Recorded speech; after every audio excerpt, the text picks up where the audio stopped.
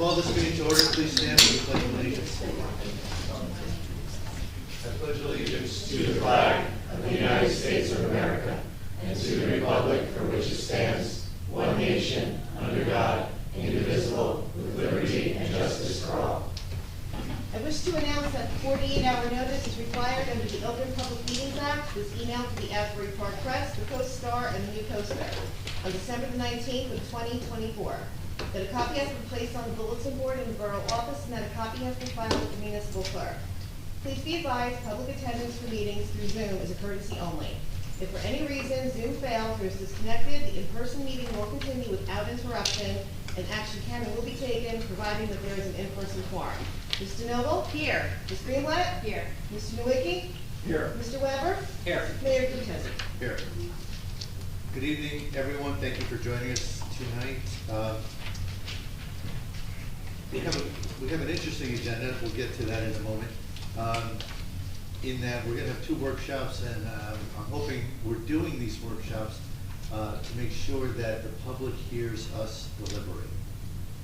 We're not necessarily making final decisions, but we have some pressing issues we want to make sure we as a council address them, consider the pros and cons. We want you to hear us address them, and we welcome your feedback. So I think that'll be an interesting part of the evening. Before we get to that, however, I want to make a quick announcement that anyone who's interested in end of last week, Friday, end of the week, Eric, our clerk, posted an agenda, and that original agenda included an ordinance amendment that was labeled 2025-37 and related to affordable housing and overlay zones. We will not be discussing that tonight. In fact, I asked the clerk to remove that item from our agenda because it needs more work. We put it on the agenda last week thinking we'd be in a position to get through it. We're not. We will address it at a later date. So tonight we will not be talking about the original 2025-37 related to affordable housing. Instead, our clerk has given us a new 2025-37, which we will discuss. I just want to make sure everyone's aware of that. Now, before we get to workshops, one other thing I'd like to do, we have some special guests here tonight, and I'd like to, God bless. And I'd like to make a motion to move to presentations and bids, which is right now item 6 on our agenda. Second. Mrs. Noble? Yes. Ms. Greenblatt? Yes. Mr. Nowicki? Yes. Mr. Weber? Yes. Mayor Lukatozzi? Yes, Council President? Okay, so tonight we are going to be hearing about the incredible work being done at the Bradley Elementary School in a presentation entitled A Small But Mighty School. We have two presenters, Dr. Heidelberg, our superintendent, and Dr. Franks. But before we get started, I would like to recognize a few people, and if I say your name, can you just give us a wave? Because we have a lot of people here from the school that work hard, and I'd just like to recognize them. Noel, I'm gonna start with the board members. Noel Weinberg is here. Felicia Saki. We have Kate Salzuti. We have April Davis. And we also have Liza Flynn here. And we also have Tracy Davison. She's the president of the Bradley Beach Elementary Foundation. And she's in the back there. Education, what's that? Oh, thank you. I'm so used to seeing BBES, Bradley Beach Elementary School. Okay. And then we also have Melissa Butler, who's also with the Bradley Beach Education Foundation, and she's also on the PTA. And we have some of the people from the mentor program, which is under the BBES. We have Paula Gavin, and we have Barb Kenny is here, and also Shauna Greenblatt. Thank you guys for all your work, and without further ado, I'd like to introduce everybody to Dr. Elizabeth Franks. She is the president of the Board of Ed, and Dr. Heidelberg, who is the superintendent of the Bradley Beach Elementary School. Take it away. So, Erica, will you be doing the No. presentation? Michelle? Oh, okay. It's a magic Usually doesn't. Or maybe she doesn't know we skipped right to, oh, There you go. yeah. It just takes a second. Okay, thank you. So Michelle is not in the room, right? So That's we correct. have to- We have to verbally say, go to the next Yeah. slide. Thank you. So we want to thank the mayor and council for this opportunity to be able to share with the community about our small and mighty school. You know, I've been in town, I've been a homeowner since 1984 and a full-time resident for the past 10 years. And for many, many years, I used to always tell my family, Bradley Beach is the best kept secret on the Jersey Shore, right? Like, not many people knew about it, but we all knew how wonderful it was. And I don't think we can say that any longer, right? We've gotten a lot of publicity and now it's become a destination. We feel the same way about our small but mighty school. This is a little hidden gem in this town that we feel that many people are not aware of. So we really appreciate the opportunity to be able to share with you all the wonderful things that are going on at the school. And really what we're hoping to do is invite you into a conversation, into a dialogue. If you have any questions, and we'll at the end give you a place to contact them. So if you could go to the next slide. This is just a glimpse of what's happening in our school. So you'll see students, you'll see teachers, and it really is a family atmosphere. I mean, I think if you talk to anyone who goes in that school, you can feel it when you walk in the building, that family, that community that exists. So this is just a few pictures there, and if you could go to the next slide. So as the Board of Education, and I want to just thank my colleagues for coming and supporting us, because we really are a team that works well together. And we had a goal this year because we felt that maybe there's not this public understanding of our school. We kind of are in this little bubble that we want to get out of and make sure we share with everyone. So that was one of our board goals this year, to really improve that public understanding of Bradley Beach Elementary School. So we have 5 goals with this presentation. Who we are, what we do, why it matters, right, to all, not just the families of the students in Bradley Beach, but all residents in Bradley Beach, why it's important to everyone. Of course, what it costs, because we know that's an issue all the time. And finally, why it's worth it, why it's worth to support this small but mighty school in town. And our goal is simple. We want to really ensure that every resident knows about this gem, this hidden gem in the heart of the community of Ragged Beach Elementary School. Next slide, please. So this is our Board of Education, so you see many members here already. But this is really our overall commitment to you, to the community. Our goal is that we want to promote student success. That's very important to us, that our students are well-rounded and ready, while remaining fiscally responsible, because we know and we appreciate the tax dollars that go to support our efforts. So those are our two overarching goals that we always keep in mind: student success, fiscal responsibility. And that comes down to every dollar counts and every student matters. So that's really what we abide by as we go through here. Next slide.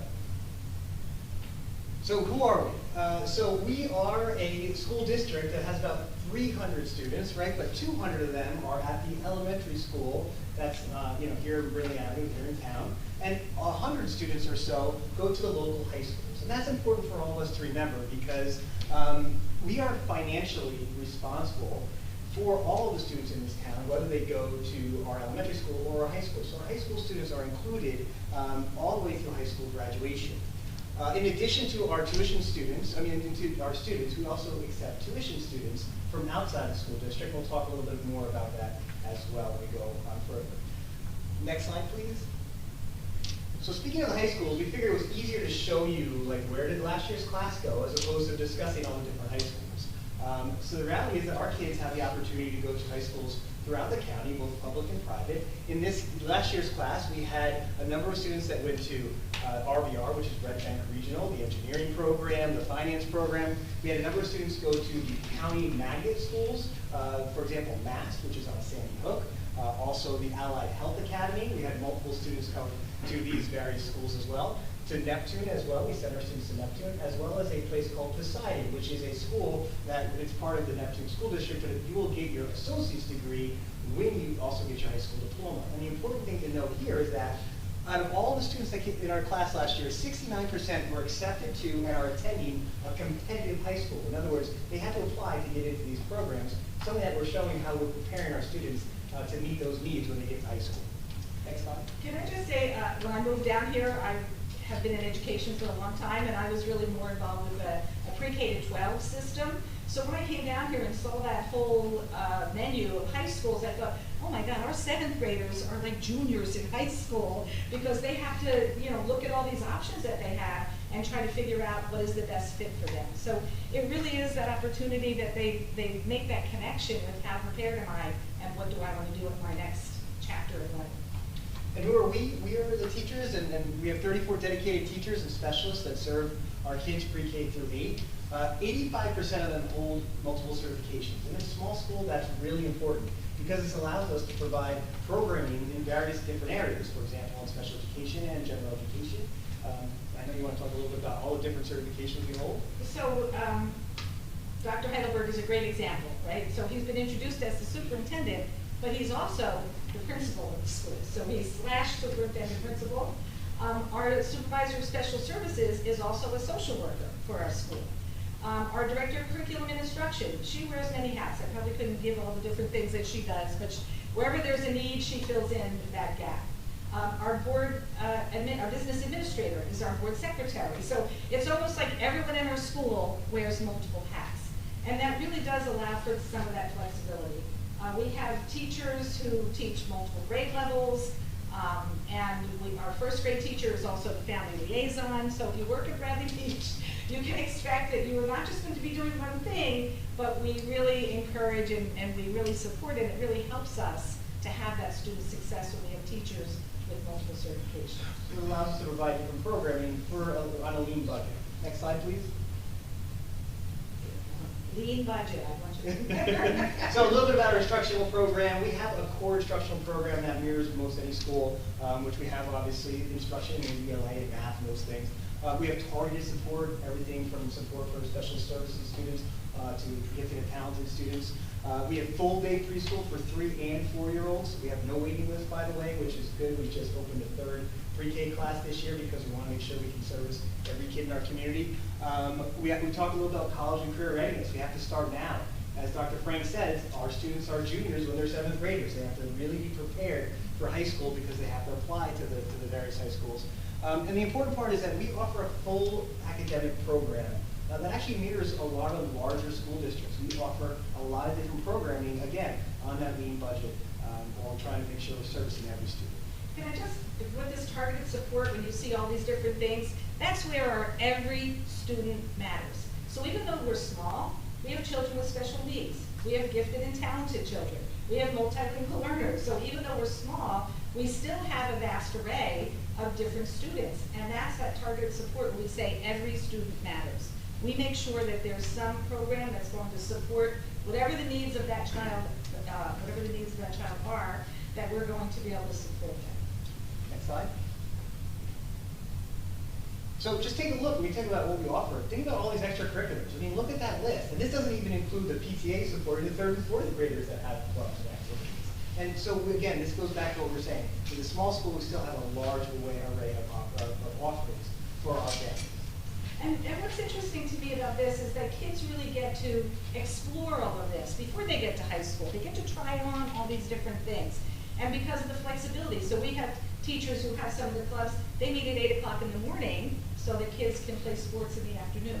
So it's that type of thing that the school, again, being small, they're able to do those types of things.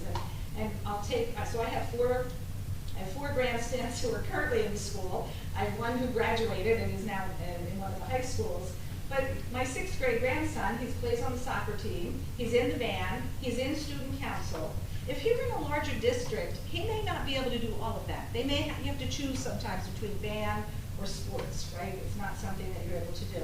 But because we have all these offerings, these kids are exposed to all these different things. I met someone right at the beginning about the environmental club that's going down and working at the beach. It's just what wonderful opportunities the students have here in Bradley Beach. Next slide. So we have some signature programs that are actually really special to Bradley Beach, and especially a small school. One of them you may have heard about is the two-way dual language program. Right, so this is a program that's usually offered in a much larger district or in an affluent district. Basically, a two-way dual language program is that students who grow up speaking in one language, in this case Spanish, and another group of students who grow up speaking maybe at home English, they basically are in the classroom together where they learn in both languages. So the English students learn Spanish, the Spanish students learn English. It's called a two-way dual language program in pre-K and now this year in kindergarten as well. And what that does, you'll look at the academic research, it shows that your brain just lights up when you learn languages at that age. So the more that we do that, we have some of our students who speak English at home now speaking really great Spanish, singing songs in Spanish, and the opposite as well. So we are really pushing in on that. That's been a great addition to Bradley Beach in the last few years. We also started our very first, or most recently, an autism program. And we did that for 2 reasons. One is we can help service the students in the school, but also it saves the taxpayers a lot of money. For example, some students that may have certain special needs may cost the district up to $130,000. That's just for tuition. It doesn't even include transportation. But by having our own program that we control, we can hire people, we can provide the services for a little bit less of a cost, or a lot less cost. Again, keeping in mind what our budgetary needs are. So we're servicing the students again and hitting our budget priorities. Obviously talked a little about some other things, as well as our AVID college and career readiness and phonics initiatives that we have. These programs, as I said, save our students, give our students great programming, but also save us some money. Thank you. So we actually, just to highlight that two-way dual language program, as Dr. Heatherwick said, it's very unusual for a small school to offer a dual language program. And this is something that we are extremely proud of. And as a matter of fact, a local realtor had shared with us that he actually rented a place to someone who came into town, who came because we have a two-way dual language program. So we're really, when we talk about, we want to attract families to Bradley Beach, like that's one way that hopefully we can bring in more families. So I think that's really important to, blow our own horn, that we're doing something that is extremely special and extremely unique. Next slide. So why does all this matter? So next slide again. Thank you. So Bradley Beach Elementary School is a small place, so every student's name is known. We all know each other's, all each other's know each other's names. We really push not just on the academic growth of our students, but also the social and emotional growth.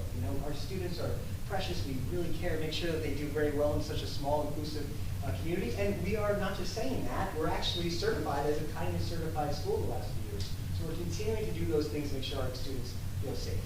Next slide. But, so how are we doing, right? That's the end of the day, results matter, right? So let's take a look. In the last couple of years, oh, sorry, next slide. So take a look at our work in our ELA proficiency. In our language arts proficiency in the last 4 years, we've gone up 61%. That's been our increase in the last 4 years. Next slide. Can I just interrupt, because we were, want to make sure, NJSLA, that is the state assessment. So the state tests all the students throughout the state of New Jersey, so that's the NJSLA. So this is the data from that test from our 3rd through 8th grade students who take that. Correct. In mathematics, we've seen a 55% increase in math proficiency. So again, making those big gains that we need. And next slide, please. And in science, we have a 323% increase over the last 4 years. Now, I did check with a math teacher to check my math thing. It's correct. But obviously, we are improving in that. And why does that matter? Next slide. So again, we want to make sure that the results tell us that our students are leaving Bradley Beach Elementary School prepared for high school. As I just showed you before, 69% of our 8th graders are getting into competitive programs. And that's what these results, why that matters. So we had a strategic planning session, I think it was 3 or 4 years ago. Many of you may have been involved in it. And one of the things that the presenter asked us to think about is think about the end of this strategic plan. And Time Magazine comes into the school. And what would you like to see on that cover? So this is the cover we created, and it says, "Breakers Turn the Tide." And the picture, so we're halfway through our strategic plan, so we're hoping in a few more years that Time Magazine comes and really does this, because it really is something that we have been very focused about in looking at how do we make that happen. So this part is about the student success that I said, one of our goals is student success. So now we're going to move into the school finances, right, and the fiscal responsibility. Next slide. So the reality is that, as you pay attention to the news, I know you know that school funding is being cut. And in New Jersey, specifically our district, we've lost $662,000 in state aid since 2017. Right, that's a lot of money for a small school. But we have mandated high school tuition. Sometimes the rates went up. I think the rate in one of our high schools went up 17% in 1 year, the tuition rate, for when we send our students to. Sometimes out-of-district special education needs are very, very high, very, very costly, and those things are things we can't control.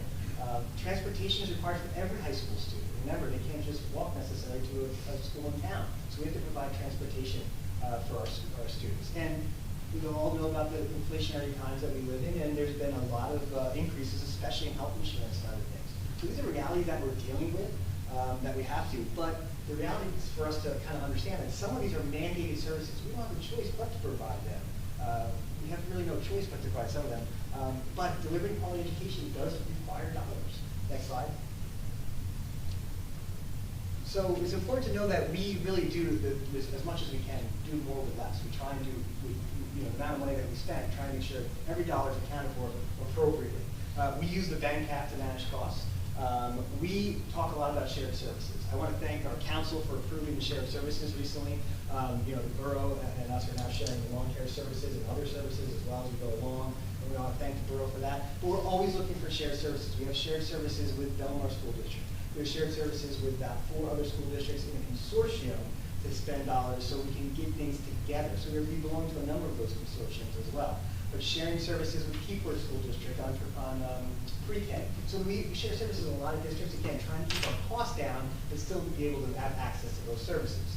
We also do as many competitive grants as we can. I become a really, really good grant writer with the help of ChatGPT sometimes. But it's really helped us. Really, we apply for a lot of grants, we get a lot of grants. You may have heard we got brand new boilers. Thank you to the community members that have brought that to us. Brand new boilers. That was 300 and I can't remember the exact number. Yeah, over $350,000. Right, but we got as a grant, right? So that's important as well. We just got an $86,000 grant for our playground. So we continue to look for opportunities to get grant money to help offset those costs for our taxpayers.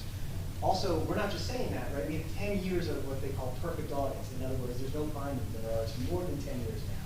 So we are being fiduciarily responsible for what we're doing. And as we talked about before, we do use our staff strategically.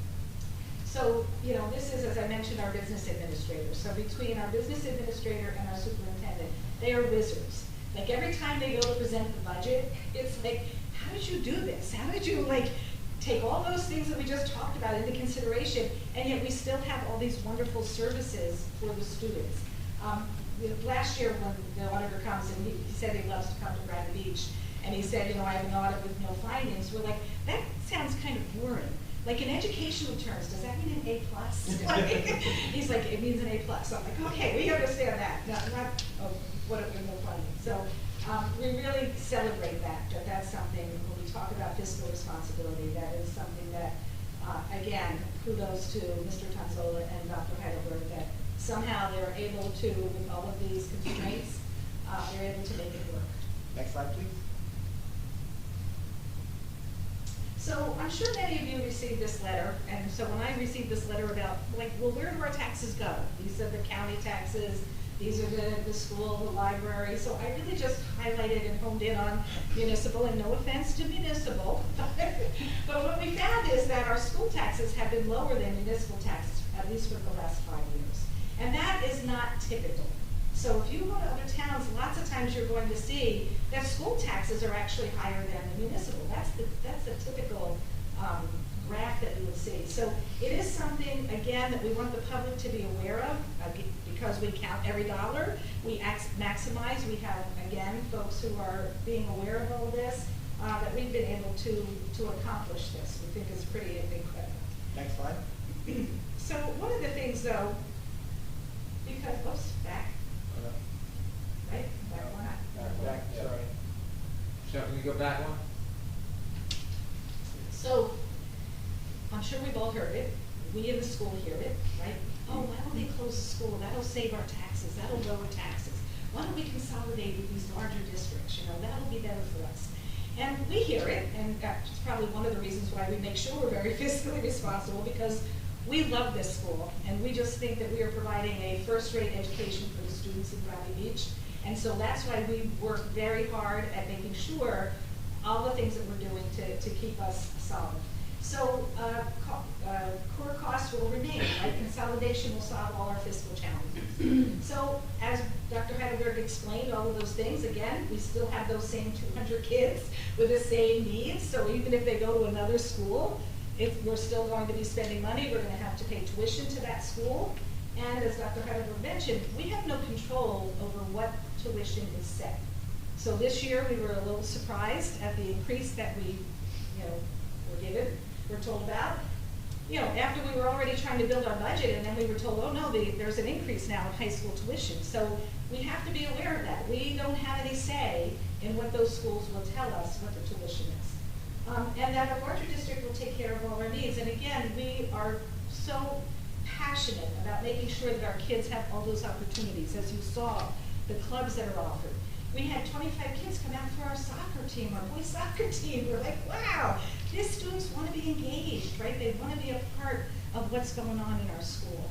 And the other piece of that, though, is so if we go and we merge with another district, we lose this local control that we passionately take responsibility for. And we might have one board seat on the board of 9. So we're not going to have much of a voice in what gets done, right? What gets said. And so that's something to keep in mind. Taxes will go down, and perhaps they will, but there is no guarantee because of what we've been talking about, the tuition, the transportation. We send kids to other school, now we have transportation. Those of you who live in town, I'm sure you see all those little kids and families. I drive my grandkids to school every morning. You see that we are a walking school district, which is another great reason why we have safe routes to school, because we are a walking school district. So we save on transportation because of that. And of course, if we have children with special needs, we are obligated and morally and legally to take care of the students. So what we've really put our energy into, instead of looking into consolidation, is the shared services. How can we are actively always looking with the borough, with our neighboring towns and our neighboring districts, how can we share services so we're reducing that cost, but we're still providing those programs, that enrichment that kids need. right? We want to do that both end, not either or. And that's really what we're looking for, focusing on those shared services. Next slide. So we like to say we're small but mighty. One of the things is we have a historical building in the center of town. And that's something that I think is precious to many of us here in Bradley Beach, you know, as we just experienced losing a historical building. We want to make sure, we recognize that our public school is a beautiful old school. And we take great pride in that facilities upgrades, making sure, I don't know if any of you saw the posting about the cafeteria floor this past summer, you know, how we're really always trying to make sure that that building is stable, safe. The boilers that we did is something. And so, again, thinking about how do we maintain that? We just did a facilities assessment, and we're in the process of what are the priorities? How do we maintain this beautiful building that's in the center of town?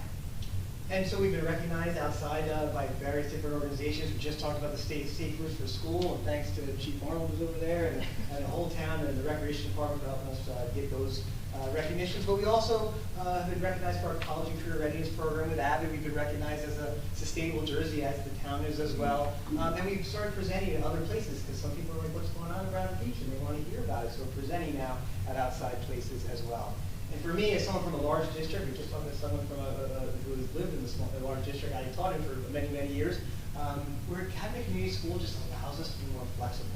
And so many of you are out there representing various organizations in town, from the Historical Society to the BBCA to the various different places that we have relationships with, and we can do that in a small school. And that's really something that is really special about Bradley Beach Elementary School, that we are flexible to work with community groups. And so if you have a community group and you want to work at the school, please let us know. We're always looking for that. Next slide. Don't worry, there's only 42 more slides. So no, we're actually rounding up Yeah, here. right. Why it's worth it, right? Why is it worth it that this town, this Bradley Beach community, embraces our little small but mighty school? We have outstanding student outcomes, and I know I don't want to embarrass Dr. Heidelberg, but he has really done a tremendous job in the 4 years that he has been here. And it really is due to his efforts and with the staff that we've been able to turn the tide that you saw on that frame. And so it is about the outstanding student outcomes, the high school readiness, so that we efficiently use the taxpayer dollars that we are afforded, because our goal is to build a stronger, more vibrant Bradley Beach community. Next slide. So when I first came here, someone had said to me, like, remember that at any given moment in Bradley Beach, there are more residents at the school than there's anywhere else in town. And it's the heart of the community. Physically, it's the heart of the community because it's kind of in the center of town, as well as, it's kind of the heart of the community in a lot of the organizations and a lot of the work that gets done. So we want to make sure you remember that for us, and we believe that very strongly. We want to still be the heart of Bradley Beach. We do prepare our students, as you saw, we're preparing them academically, we're preparing them socially and emotionally for the future. We're also protecting your property values too by spending efficiently. We feel that's very, very important. And together we're trying to build a brighter and better Bradley Beach for all residents, especially kids. And so we want to thank the council for inviting our students, because you see, they may be taking your seats one day. When they came here to the government, it was an adorable picture. And the final slide. So we look forward to continuing this conversation. Remember, this is our Board of Education goal, and if we go. I'm sorry, next slide. Last one. And so this is the beginning, not the end. So we hope that we can continue this conversation through small focus groups. Here's some information if you would like to ask us questions. So every year we have our night in the museum where we open our school to the whole community. People that live across the street, so I've never been to school, it's been here the whole time. So please come out to our open house that we have in the spring. And during Jazz Fest, we know that we come and see the school, and so we support our Jazz Fest and the community there. So thank you very much for our time. Thank you for inviting us. We really appreciate it. Yes,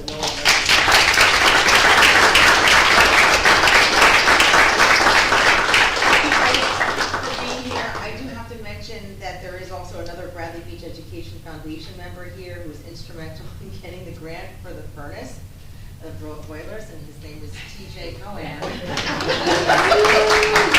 was going to be talking about that. Okay, but yes, thank you for that.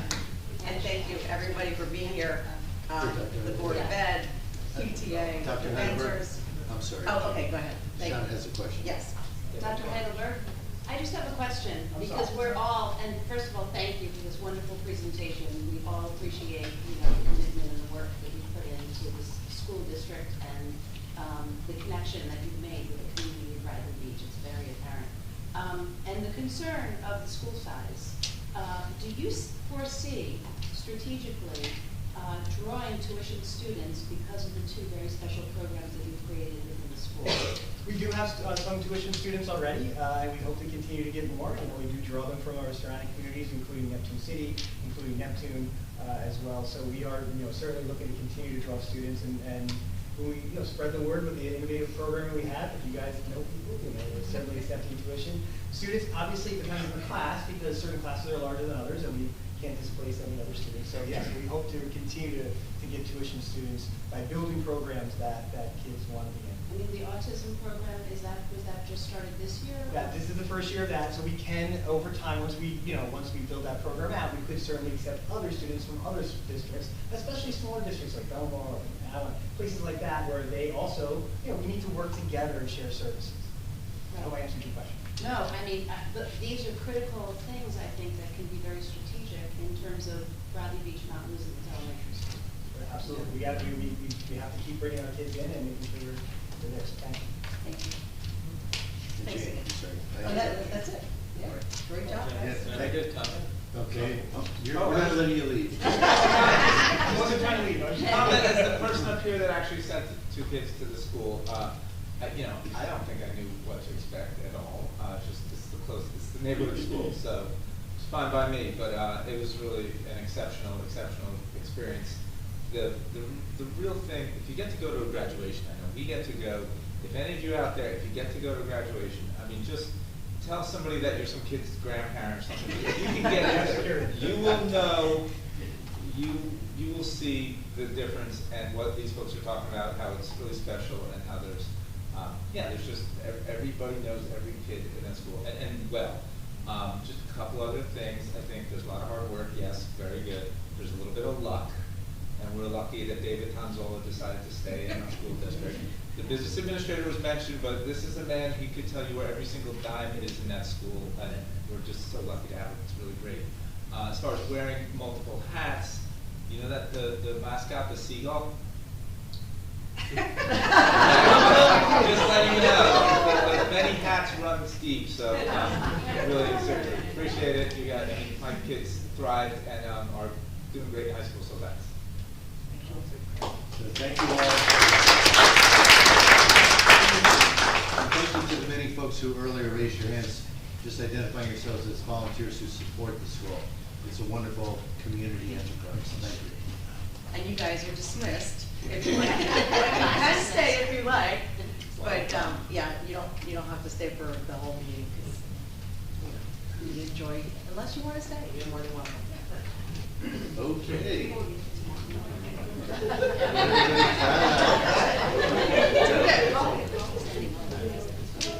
Right?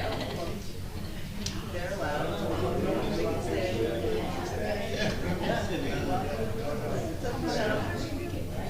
All right.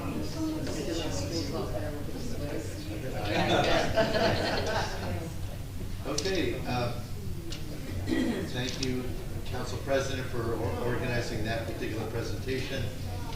I now make a motion that we move to get back in order item 5 on our agenda of the workshop. Second. We don't have to make it. Okay, you made a motion to reverse it. Okay, good. So we are going to move to item 5 on our agenda. As I mentioned at the start of the meeting, our goal tonight is to deliberate in public. So we want you to be active participants.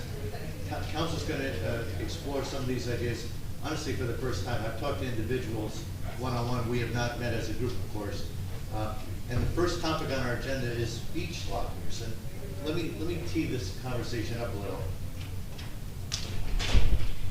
Without getting too detailed, there's state statutes basically that have created law that we all follow, referred to as the public trust doctrine. And what that basically means is we, Bradley Beach, and our government, our governing body, we are the custodians of the beach. We don't own the beach, our residents don't own the beach, our taxes don't go to pay for the beach. We just have to take care of the beach for all of New Jersey. That means anyone in the state of New Jersey can go use that beach as long as they pay for a beach badge. They can use the bathrooms, and our residents have to pay the same dollar amount for that beach badge to use the bathroom on the beach. So conceptually, everyone has access, and we're not allowed to even make a profit. These are self-liquidating utilities. What that means is, at the end of any period of time, the revenue we collect should more or less come in to offset the expenses we have. We do build a surplus, hopefully over time, and that surplus is there as a cushion to make sure we don't lose money. But the goal, generally speaking, under the public trust doctrine, is that, and I have said this in public for a number of years, that everyone has equal access. Now, I have also understood that to mean everyone had equal access to beach lockers. Bradley Beach has beach lockers. A large percentage of our total lockers, I don't know the exact number, it's roughly 400, 450 lockers. Close to half of those lockers are actually leased or rented, or whatever term you want to use, by non-residents. And again, under the concept of the public trust doctrine, that's the way it should be. You don't get special privilege for being a Bradley Beach resident. Residents in town brought to our attention this year that other boroughs actually do favor their residents. So we've asked Mr. Cannon to help us better understand what we can and cannot do if we were, I'm underscoring the word if we were inclined, first of all, if we were able to differentiate in favor of our residents. Then the second question is, would we want to do that? There are pros and cons to this, financial issues around moving that revenue and the cost out of the beach utility into our current fund. I don't want to get too deep into all that now, but I think what we, the council, would like to do is just understand from Mr. Cannon what we can and cannot do, and then to the extent there is some flexibility, I'd like us to be able to discuss the pros and cons of whatever those options are. So, Mr. Cannon, can I put you on the spot to educate all of us? Sure. So, you guys are all familiar, I've talked about public trust doctrine here before, you're generally familiar with it. There's a progeny of cases from the 1970s that essentially cover what you can and cannot do. The most famous one is really Neptune versus Avon, which has to do with beach fees. You have to charge the same fees for access to the public beach, which belongs to everyone in the state, but the general public, I should say, obviously visitors come to and have protection under our laws. So in Neptune versus Avon, it basically said the Supreme Court originally said that the municipality could not discriminate in any respect between residents and non-residents. And then there were a number of cases that shaped that. Two in 1978 specifically were Van Ness versus Deal, which had to do with the use of Deal Casino and the beach that was roped off for Deal Casino, which remains a natural beach, right? It's not man-made or improved in any way. And then there was the case of Highland versus Allenhurst, which had to do with man-made facilities at the beach, which obviously the beach lockers are man-made facilities at the beach. And since then, there's been other cases, and most recently there was one about parking fees at the beach, and essentially discrimination between residents and non-residents. Getting to the beach, parking, it's hard to argue in New Jersey, parking is a necessity of getting to the beach. So notwithstanding that parking is a man-made facility, you can't discriminate between residents and non-residents with parking in proximity to the beach. You saw that recently. It was in a town around here, the case escapes me, but that was more recent in the newspaper. Going back to Highland versus Allenhurst, one of the main questions in that case was bathrooms. So if you have bathrooms that are already there at the beach, it's a man-made facility. Do you have to provide equal access to bathrooms? And the answer is yes, because that has to do with public health. You have the facilities available, and you can't discriminate between residents and non-residents. The Supreme Court has never required things like beach clubs or things that are only open to residents. Man-made structures are only open to residents that are not necessary to visit and maintain the public trust doctrine of visiting the natural open beach that belongs to everyone. So thus far, bathrooms are clearly, if they're available, then they must be open to everybody. I think we had a discussion here one time with bathroom that you know is open to everybody. Some people like it, some people didn't, but that has to be the case. These beach lockers fall into an ancillary. You don't need to store your things at the beach to enjoy the public beach under the public trust doctrine. And the Highland versus Allenhurst case distinguishes between other man-made features and narrowly holds disputes in the bathrooms and necessary appurtenances, which I mentioned before, is not an expensive parking. But there's no legal duty for a municipality to provide everyone with a place to store their items under lock and key at the beach. And so you can see in surrounding towns, as was brought to your attention by your residents, like Avon requires you to be an individual listed on the tax rolls of the borough of Avon, and or a year-round renter of the borough, AKA a resident, to access their beach lockers. There's a number of other towns that I could list and go through, but suffice to say, the courts have never held that this sort of amenity, which is also maintained by DPW, we move them all around, we store them all year round, not on the public beach, right? We pull them off and put them on municipal property that's owned by the taxpayers of Bradley Beach. And so I think that you can limit them to residents like the other towns surrounding you if you choose to do so legally. You know, there's a legal impediment to doing so. As the mayor pointed out, there are some of the practical considerations, but legally you can restrict the lockers to residents. There's no requirement that you provide non-residents with a place to store their items at the beach. Great. So folks have said, I chatted with the mayor of Avon about this, one or two of our residents have said, there's also some issue related to the terminology we use for beach lockers. Should we, if we were to change our policy and be able to, and if we wanted to, provide favorable process for our residents, do we have to actually call beach lockers something different, boxes or some other terminology that others have told me that? I just want to understand. I mean, they call it a beach box in Avon, but I think that Asbury Park calls it a locker, and Asbury Park's a little for the residents as well. I'm not sure of a distinction in that language. I would definitely track those other municipalities have a substantially similar, very simple locker ordinance, and I would follow. I wouldn't try to overcomplicate it and create yards to pull apart if that's the direction the council wants to go. I would follow people around us that, you know, Avon, as I just mentioned, I mentioned Avon twice in the cases, in the case law, so, you know, I'd follow their lead. I wouldn't try to reinvent the wheel here, is my point.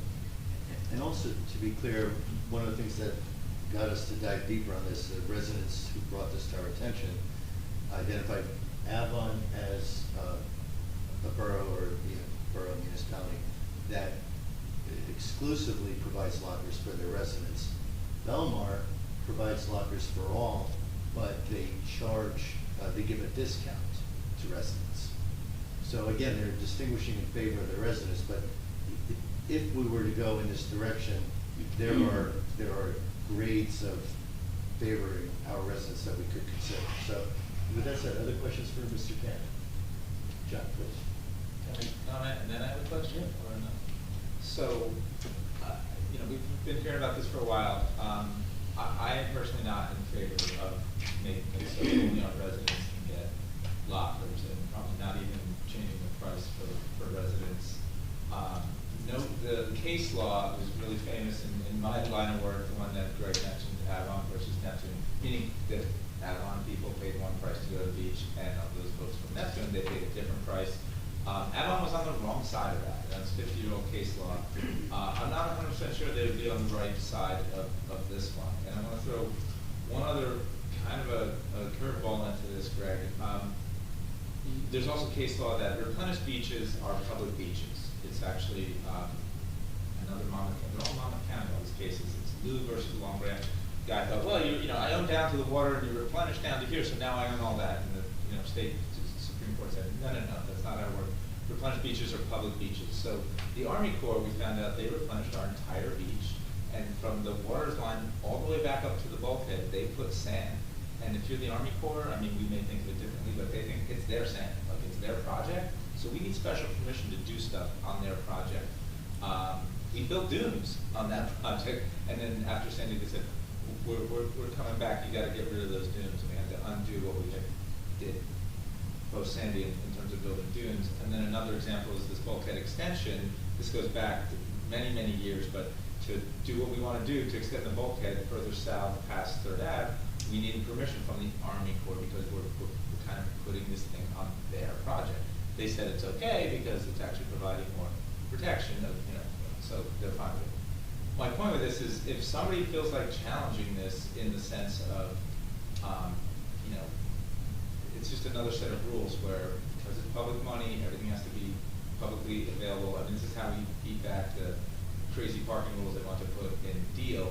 Said, no, these are replenished beaches. These are, you can't have special laws of that favor residents over non-residents. So I just worry if it goes that way, there's like this other layer of them, you know, coming down on the side of it has to be equally available to everybody, and I just don't like the idea of being on the wrong side of that one, so not 2 cents. Do you have a question also, John? That was just a ruse for a big long comment. Can Mr. Buchanan actually address that though, when we're talking about the Army Corps of Engineers and the replenished beaches? I mean, Avon, I believe, is also a replenished beach. And are we still able to separate out the beach lockers or beach boxes as not necessarily an amenity for beach goers on a replenished beach? Is there a? We're talking about two problem with different that? things, so, you know, mine's really a equal protection or civil rights kind of discussion. You know, what structures can be, I would defer to the Borough Engineers, what structures can be where on the beach. I know that we have a permit to put the boxes out for some period of time, but I would defer to the Borough Engineers as what can go where. I'm not that familiar with that part. I believe that's a CAFRA permit, just Yeah. put the, CAFRA permit, to put the beach boxes, lockers on the beach. And that's because of, you know, you're occupying flood storage is the issue. And it's considered structure, that's considered development. So again, separate from the issue of, you know, the sand being the Army Corps, different agency, or as well as the civil aspect of it from a legal perspective. But, you know, I think from a resident's point of view, I know there's a lot of people who have expressed dismay at the length of time that they've been on a list, and would like to see the ability to be able to see a turnover, or the ability of being a resident to have a beach locker. You know, so, and when several people came here and spoke to this council, and that's what instigated this exploration. I think that there's also the consideration that do you lose patronage? Will that cause a erosion of patronage? Because people are saying, well, you know what, I can't store my stuff there, so I'm not going to go to that beach and go to a different beach. And so that's a consideration. But as a newer resident here who does not have a beach locker, I would love to be able to have a beach locker. But that's, you know, I realize that, you know, when they become available, but it does seem like they don't move. And so people hand them over, give them, you know, so the families hold on to them for generations, it seems.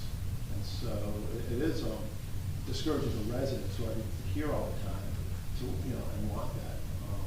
And we're here, you know, for the residents, but we're not, you know, so we have that opportunity to do this if in fact we saw that as a benefit to, you know, our constituents, without a detriment to the financial element of the cost. And then the next question is, what cost would be taken away, or what cost would no longer be underneath the beach utility? Right now, that cost is on the beach utility for these lockers, or is it actually self-subsidized by the fee for the beach locker? Is that actually paying for the movement, the storage, DPW, and what does that financial analysis show? We don't have a full detailed financial analysis of the cost. We clearly track the revenue. I just talked to the CFO before coming into this meeting, and roughly we think it's a break-even proposition, that the revenue covers the cost and not much more. Right, because then there's the question, would the cost of beach lockers go up would they come down to the residents if you would implement something like Well, so we can do this with or without changing resident, preferences. Then do a better cost accounting of our beach lockers. But assuming that the beach lockers are not very profitable and we would need to increase the fees, we would know that better doing an analysis. And again, we could charge more on the beach or in the current fund. If on the other hand, we're making a profit, and have we been making a profit, that profit has probably been benefiting the beach utility. Now, if we were to move it into the current fund, it would therefore benefit the current fund. I asked the CFO if that would be a problem. Do we need to cost account so that we don't charge any more than we don't collect any more than we cost, half the cost. Anyway, the answer was it's okay for us to make a profit. If in fact the revenue that's coming in is more than the cost, it's okay to charge what we think is a market price for those lockers. It could therefore result in a profit or a margin for the current fund. You mentioned that there's also the option of allowing residential preference potentially, still allowing, if there was additional lockers available, you could still offer those to non-residents. That would be another option. Yeah, it creates a whole new level of administrative challenges. And then what happens when those people get a locker? Do they get booted out next year when there are more residents who want the locker? And how do you stage that? All residents apply by the state, and after that date, then non-residents can apply.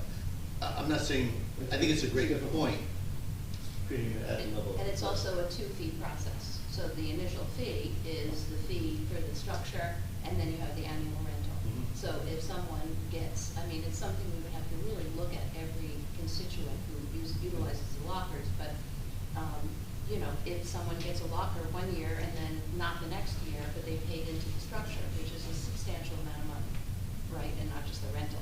So we would It's have to figure out. $600 now to Right. buy a $200 annual renewal. Right, so if now, more lockers went to residents and then there were fewer available for those renters, that would be something. But at the same time, this process would help us to clean house and figure out all of the locker rentals that are not, under our system, that are, working the system to either lease their lockers to someone who's moved out, because it's very possible there's a lot of those. So to that point, again, for our benefit and for the public's benefit, what Councilwoman Greenblatt's referencing is the fact that there are our ability to monitor the legitimacy, I'll call it, of current lessors, is challenging, because Shauna, if you rented a locker as a resident and then you moved to Florida, you could keep paying for that locker and you can sublet it, and that is illegal under our ordinances. But, there are ways to try to cover that up, and we have ways to try to uncover it. That said, if we were to move to resident only, then it'd be as simple as show your driver's license, and you gotta be a primary residence here in Bradford. So that's what you're saying. It would clean up some of the gray area where we would not necessarily, right now, we don't necessarily know if people are. Right, or someone selling their home and under the table deal that, I'll continue to pay for this or Any of those. whatever. Yeah, there's a bucket, and we don't know if it's 10% of the renters or 20%, but there's a bucket of locker leases that we're fairly confident are, there are people who live in Florida and have a locker here. There are other people who live in Neptune City and have a locker here. The guys in Florida probably are not using their locker, they're probably, subletting. On the other hand, the folks in Neptune City are probably using our beach. So we don't have a sweeping one-size-fits-all answer to this, but coming back to the original question, we have a lot of residents who have been on waiting lists for many years and who have been very vocal about the fact that, hey, why don't you give our residents a break? And I personally have sat here and said we can't, public trust doctrine doesn't allow it, And now we're learning that, in fact, we probably can. Question is, do we want to try, and if so, to what degree? Mr. Ken, a question for you that I wanted to ask. If we are not required to provide equal access to all for lockers, does that then give us the flexibility to define who we could favor? For example, we could favor residents and employees of Bradley Beach municipality. Let's look further into that. Do you look further into that? Let's look further, yeah. I have one more question. Can you remind me, when people write a check for their beach locker, what fund does that check go into? Beach utility right now. Oh, it is beach, okay. So we have to, if you were to go through the changes, right? So those people actually bought an asset, they bought a locker, they spent $600. It could have been 4 years ago, it could have been 30 years ago. Then it goes about, do you reimburse them from the beach utility their initial investment for that asset? And so there's a lot of nuance in how to go about if you were to change it, how do you actually? It's technically, you're right that we would want to discuss that and what would our policy be. Technically, they're leaseholders, it's part of their lease contract that they pay more upfront. They didn't actually buy the locker, and we charge them for that lease and a renewal every year. So if we truncate the lease, the starting point in that discussion would be we don't owe them a refund. Now, if they just bought the locker last year, we might have a policy that says, hey, in fairness, we'll provide a prorated reimbursement over useful life of the locker or something. But to your point, it's a question we'd have to deal with, but I just want to be clear that these are all deemed to be leases. No one technically bought a locker. Could we also potentially analyze the number of residents on the waiting list?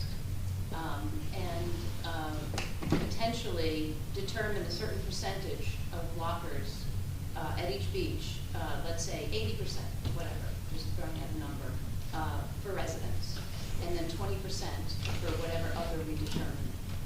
Can we come up with some percentage so that way but mindful to accommodate the residents? I don't know how many people are on the waiting lists.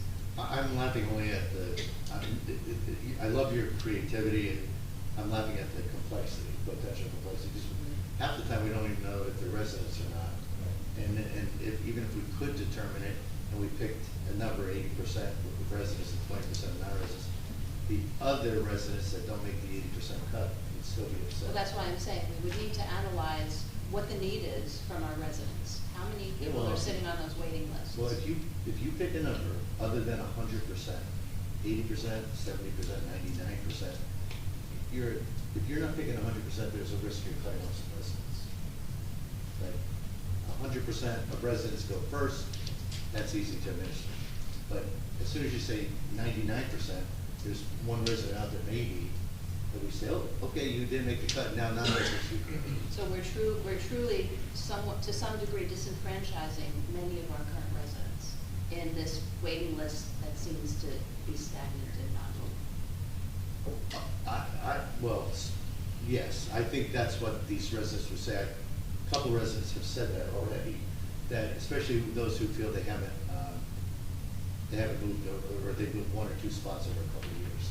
Especially when we do, again, this is just facts for everybody's benefit, but close to 50% of our lockers are, I've been told, we don't have the exact counts because again, we don't always know, a resident rents the locker and they pay for it, but someone else is using it, or a resident rents the locker, but somebody else comes in with a credit card, totally different person. This is, here's my payment for the locker.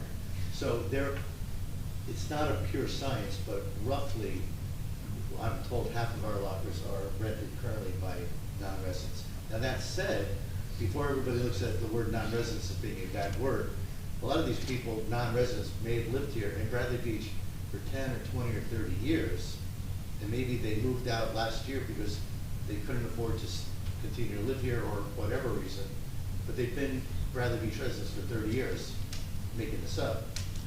Now they move out and then we say, oh, you're no longer a resident, we're taking away your locker. Any of you in this room, your residents maybe have lockers already, maybe you'll get lockers tomorrow. 3 years from now, you move to another town, you take away your locker. It's a question we ask, we need to ask ourselves, is that fair, is that what we want to consider doing? So, is it okay if we open it up to the public? Yeah, it's not uncommon for this to happen where you rent this to residents. I see other towns do it, and they consider it amenity. It's not a necessity, so that's why I don't think you would get, I think legally you can do it. Yeah, I think legally we can do it. That's what Mr. Kent said. Yeah. Do we need to make a motion open up to the public, or can we just ask? Just open it. Okay, yes, sir.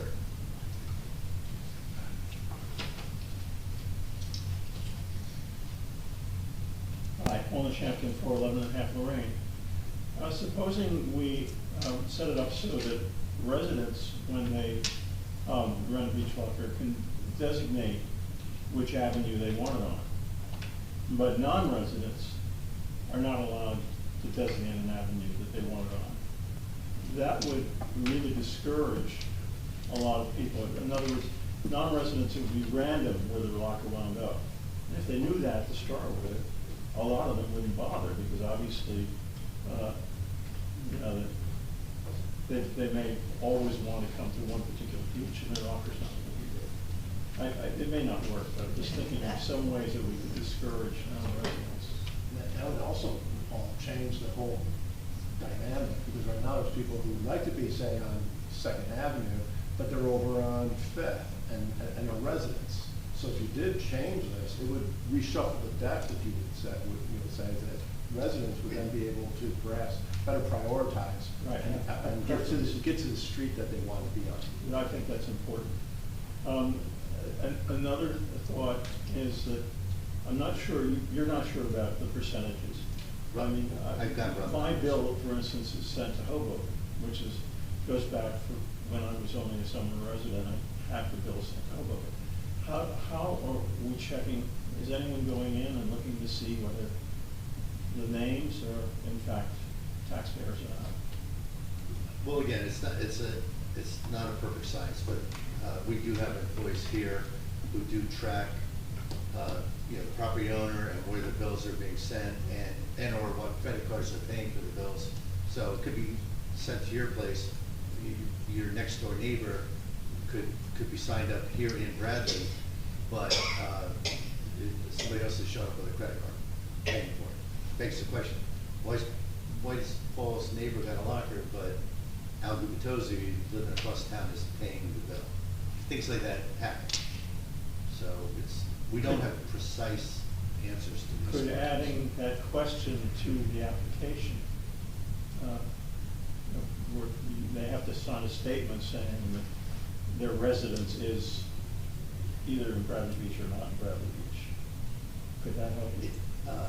Right now, it doesn't make a difference because they're allowed to be a non-resident. But if we were to change the rule, yes, we would have a statement like Well, that. even if you didn't change the rule, We you don't, don't have it. right now, we do not vet when we locker renew. We don't vet at all.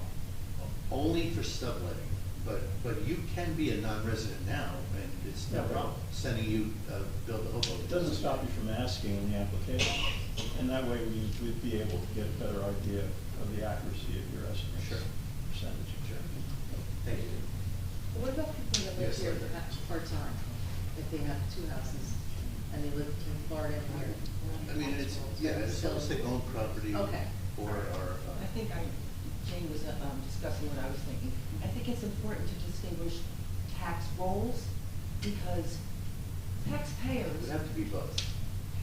Yeah, well, no, why would you have to be both? You're a taxpayer, you come down every weekend. It's That's- your property, you should have access. That's and you one should- of the two. Right, So it has to so, be both. but it's different than an out-of-town Are you resident. saying a renter would not?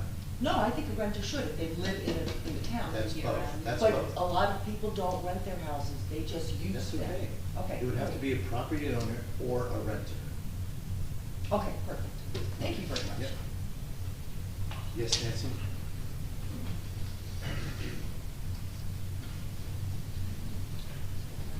And by the way, Linda, it could be both, right? It could be both the property owner and the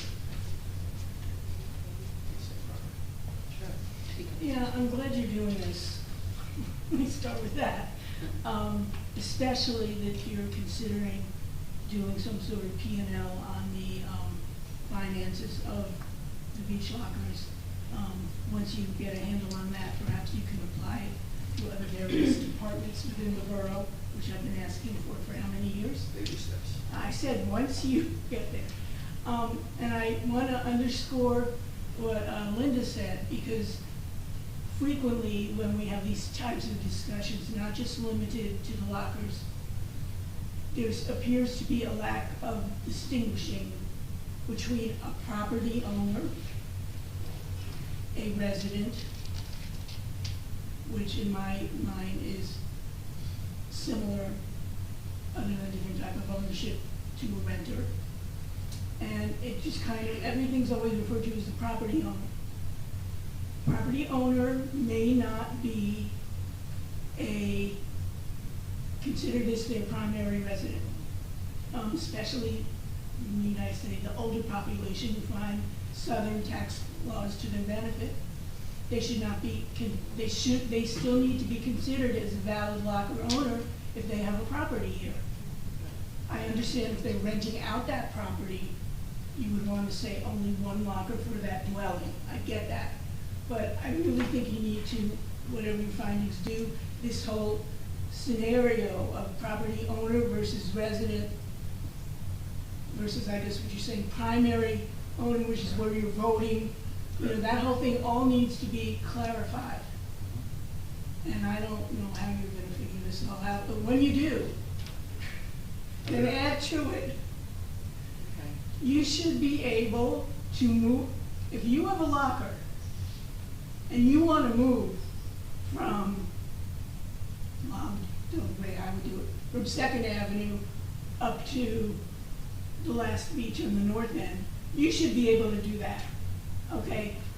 In my opinion, there should be a cutoff. There's ways to work this out. I have it all in my head, in my Excel sheet, in my brain. But I should not have to be held hostage because my locker can't be moved. Well, the problem is, because this happens to people right now. I know it does, that's why I But haven't if moved. there's no room at the beach you want to move to, you have to wait to get an open There's spot. always room. I can go down to every beach and tell you that a bad locker is better than no locker. And if you want to take it with you, you should be able to. Well, we move lockers in groups of 3, so. Well, okay, triplets. Yeah. There's triplets, fine. But I can also tell you that not all triplets are filled. They're out there all season. But good luck with working this out. But you're generally in favor of doing something that would advantage the residents. I actually don't have an opinion, as long as I have a locker. What I have an opinion on is what is the criteria for having a locker if you are a disabled person? What is the criteria and date for that? And how do you all, meaning 701 Main Street, figure out which are those lockers? Because I will tell you that on some they're south of the beach, of the steps. And then there's the lockers that are north of the steps that are actually closer to the ramps. Sure. So those are the issues, quite honestly, I'm personally more concerned about, but that's not on the table right now. Yeah, exactly. We'll Yeah, discuss that. I'm going there, but good luck, you've got a couple months. Thank you. Yes. Brigitte McGuire, 610 Brinley. Just a couple of things. I love the idea of residents first. I love that this topic is coming up and we're actually looking into it finally, because for years it's been, no, it's public, it's public, it's public. It has to be open to everybody. I think it's so important we consider, obviously there's so many things to consider if this changes, but if it does go to residents only, and there's residents on the waiting list, obviously I'm assuming they would get first dibs. But now once residents know that this opportunity has fully opened up to residents, and we have maybe a whole block, a whole street lining up to get these, and then they might be on a wait list for another 20 years. I think we end up in the same problem for residents anyway. So I just think that's something to think about because I have a feeling that could just get pretty chaotic. Did we look into how Avon does it, or Asbury, how they've done it? Like, do we know what their little details are? Well, what we know is they favor the residents. Right, but like what are their waiting lists like? You know, do they pool it every year? Do they, you know? No. I guess as a resident who has a beach locker, I have a fear that if we move into this, I'm getting thrown into a pool every year now. And I don't want to lose my locker the way I've had it. So I want to make sure that that stays strong, because I paid for my locker all those years for it to be built and so on and so forth. So that could come up if now residents are all wanting to get a chance at lockers. So I just wanted to make that point too. Thank you. Thank you. I think it's really important that we evaluate both the number of out-of-town locker rentals and also the waiting lists, so we can see if we actually We will, but, can make those. yeah. The issue is, before we do detailed evaluation and study other boroughs, what they do, and I presume, again, the council would decide this, but I, as one member of the council, would presume we would still honor seniority. We wouldn't take away a locker that someone had and give it to someone else on. But you're absolutely right, we could have new waiting lists of residents only. But before we do any research, I think fundamentally we have to decide, does it make sense for this borough, as the governing body, that we would, now that we're allowed to, would we want to discriminate in favor of our residents, however we define residents, property owners, renters, primary residents being Bradley Beach. So, first and foremost, do we want to differentiate? If we don't, then all we have to worry about is, defining handicap lockers. Yes, you in the back, Eileen. But we can certainly do that. We want to know what the will or interest is.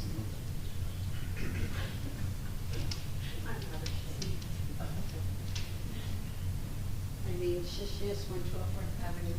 I want to thank you. Thank you for thinking of the residents and really being conscientious about taking care of the taxpayers and the residents. So thank you. Mr. Brown? Sure, Thomas J. Cohen, 612 3rd Avenue. I want to thank you for the workshop. I mean, this is airing everything out in front of everyone. This is the concept, and I want to thank you for having it. I am concerned about some of the issues that you brought up, especially the financial. Councilman Nowicki brought that up. If the locker is $600 and someone paid $400 10 years ago for their locker, and they are now no longer eligible if you go to a new system, I do believe that the $600 collected from the resident should reimburse the $400 for the person who had the locker before. I think in all financial fairness, that would be the best way to handle it. I mean, we're not in this to make money. We're in this to service the residents and make sure our residents do have priority, and I appreciate it. On that point, I like that. I like your idea. I think it's creative. My question would be, what's the useful life of a locker? Like, if that person bought it 10 years ago and we've replaced the locker twice since, should we still reimburse the money? Well, this happens with the benches all the time.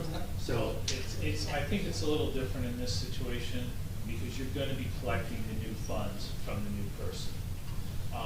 My real problem with this, as many things, is that fundamentally the foundational process was wrong in the beginning. The town should have just paid for the lockers and built them. But someone came up with this idea, we're going to charge people, and now we are where we are now. But I would be offended if I didn't receive my money back, and so I'm just assuming another person might. Thank you. Thank you. Any other comments, John? Yeah, Les Paul Gavin is here. I just want to take everybody back. This is ancient history. Probably folks may not even know this, but we did a strategic plan for the town. And when we did that, we had to characterize the town. What is Bradley Beach all about?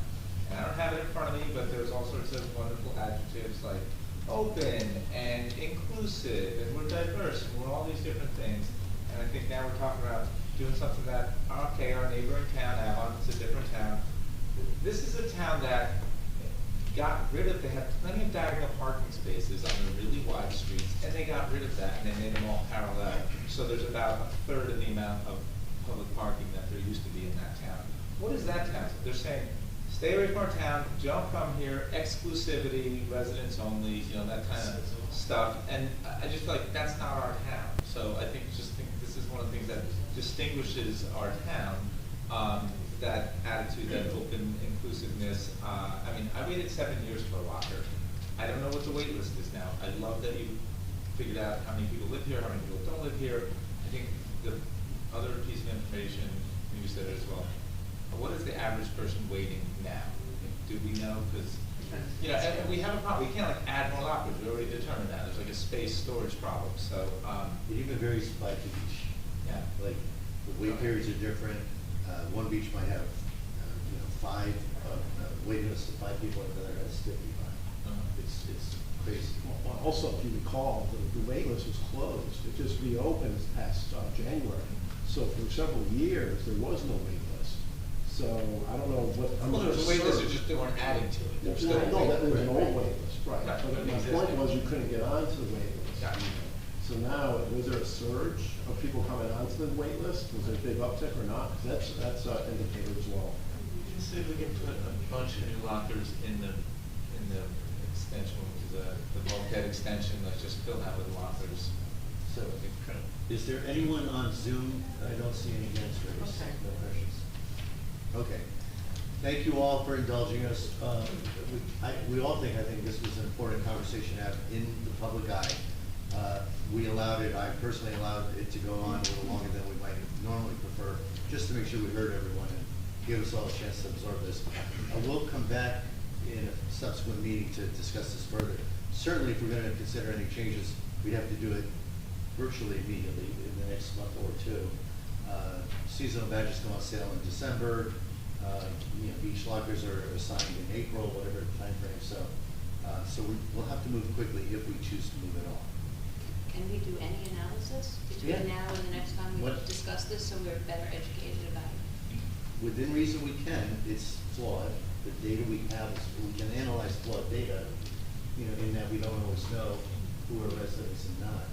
Well, we can certainly tell you, I can't say for sure it's 45% or 40% or 50% are out of town, but it's a big number. It's a big number.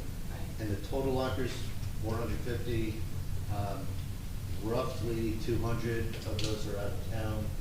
I mean, we've got data like that, but to tell you exactly how many would get ruled out, I don't know how many are gonna show up with the driver's license with their primary residence being Bradley Beach. There are people who may go change their residence to, their primary residence. Well, I mean, we're still allowing, I'm sorry to extend this, but we're still allowing, someone to have a primary residence elsewhere and a secondary resident or whatever in Bradley Beach, so they don't necessarily have to have a driver's license to be. No, that'd be one of the 2 criteria, the driver's license.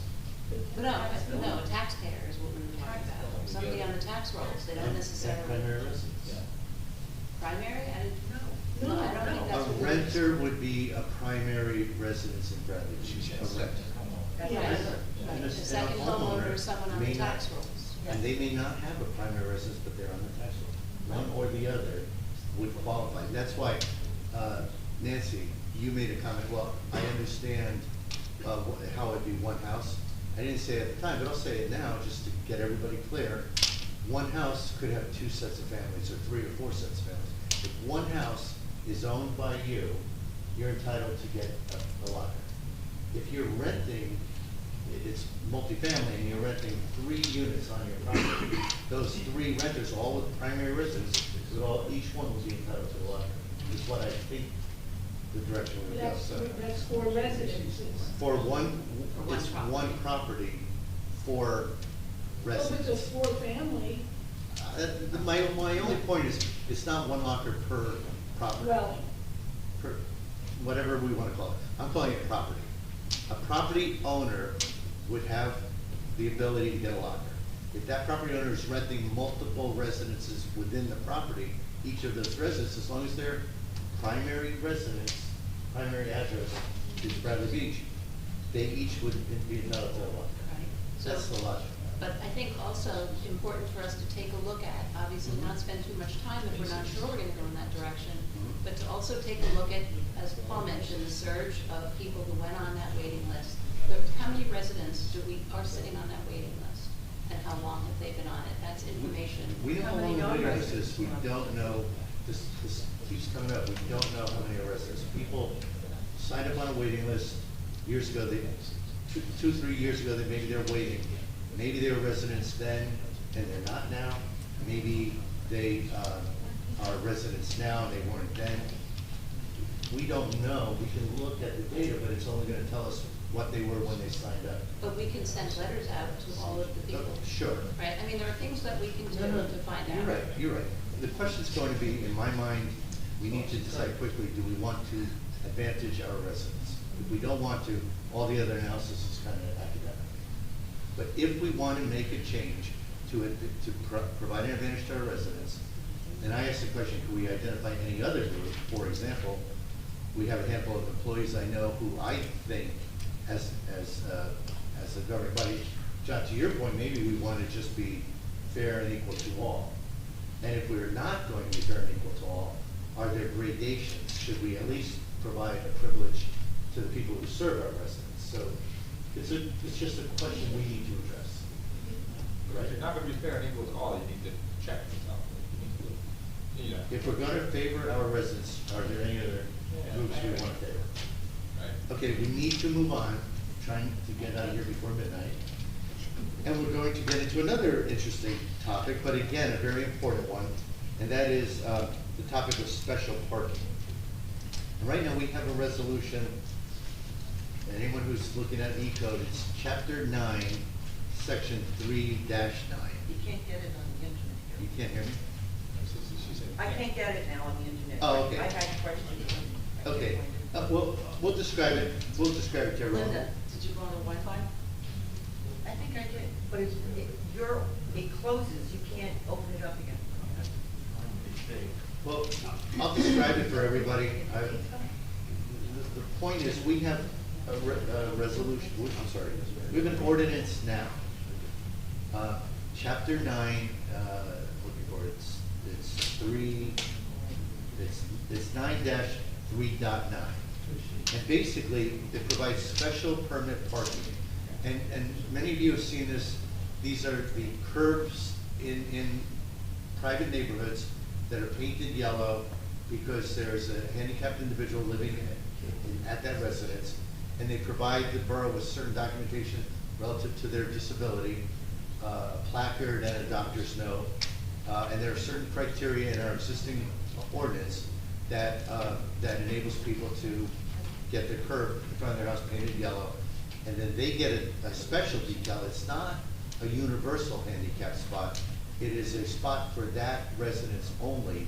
They get a special Bradley Beach decal, and if they meet the other eligibility criteria, they alone can park in that spot. So it creates challenges for the borough. I think it creates challenges for some of our residents. I'll tee this up for everybody, but I want us once again to have a discussion about the pros and cons of the current ordinance and at least whether or not we should consider some changes. A couple of the concerns I've had raised by residents tied to the fact that a number, there's 40 some odd spots in the borough. 40, we don't know exactly, again. Total we have 50 some odd listed, 52, but a lot of them are duplicates. Roughly 45, that's as good a number as any. Of those 45, roughly half are not full-time residents. Bradley Beach is not their primary residence. They are a property owner, they pay Bradley Beach taxes. The concern raised by other residents is we paint the curb in front of that house, and for 3 months of the year when that family is here and that handicapped individual is here, they can park in that spot. But for 8 or 9 months of the year when they've gone back to their primary residence, no one else can park on that on that block, or where that space is. So it's raised questions. There are scenarios where our ordinance says, if you have a driveway, you should not be able to have a privatized parking space on the street. However, there are scenarios where people have made agreements with tenants that live in their back apartments, that those tenants can park in their driveway, which then blocks the access for that handicapped individual, so then they request a spot on the street. So there are different variations on the theme that have created, at this point in time, close to 45 different parking spaces in the borough that are, especially in the summer, raising concerns for a lot of our residents about the fact that, especially when they're not being used, about, is our policy too liberal, and should we at least look at creating greater restrictions or greater eligibility restrictions as to, how these spots would be used. So, you guys have any general comments, because I can walk through some of the specific changes. That I will say this, I put forward, just as a draft for us to talk about, proposed changes. Some of them are just taking away ambiguities. Our attorney, Mr. Cannon, has documented this in a draft of ordinance edits. But largely, we were thinking that, or I was thinking that we might want to consider whether or not we would continue to provide a handicap space as we have today, permanent parking, limited specifically to that family, not all handicap, but they would have to be, back to that earlier discussion, I was thinking Bradley Beach would have to be their primary residence. If they are not a primary resident of Bradley, I don't think it makes sense to park, to have a curb painted for 12 months when you're living here for 3 months. So that was issue number one. Issue number two is we have a situation in town, and I won't go street by street, but where just by coincidence, we have 3 of these special permits in a row. So, and all 3 happen to be, as my understanding, not primary residents of Bradley. So it's blocking off, if these are 50-foot wide properties, it's blocking off roughly a 150-foot stretch of curb all year long. I think, let's say these were all primary residents in Bradley Beach. I still think, living here full-time, I question and I wonder if we should consider some sort of limitation to have no more than 1 or 2 of these spots dedicated on any given block. So if you have 3 or 4 houses, perhaps we could consider that third person who comes in, if we limit it to 2, or that second person, if we limit it to 1, we could say, look, this block is taken, but 1 block away, if that's still a convenience, we can place it there.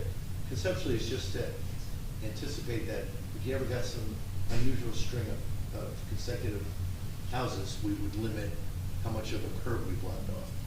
And the other limitation that I was thinking we should propose, right now we have 45 of these. My understanding is if we move to primary residence, that might cut the number in half. But I still think we might want to consider a global cap, that if we're going to redraft any elements of this ordinance, we might want to say, in no event do we have more than. It's almost like beach lockers. We have 400 beach lockers. Anyone else goes on a waiting list.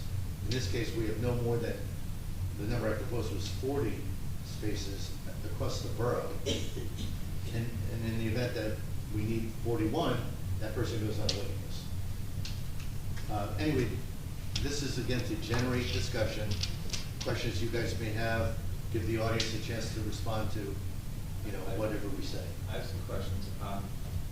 One of the things these are largely good changes, so I really appreciate this. The thing on the 1 per block, yeah, it seems random. I mean, how are you going to determine if a handicapped person happens to move in, and like blocks, I don't know, 600 feet long, somebody's on the other side of the street, other end of the block, like they're not competing for the same parking spaces.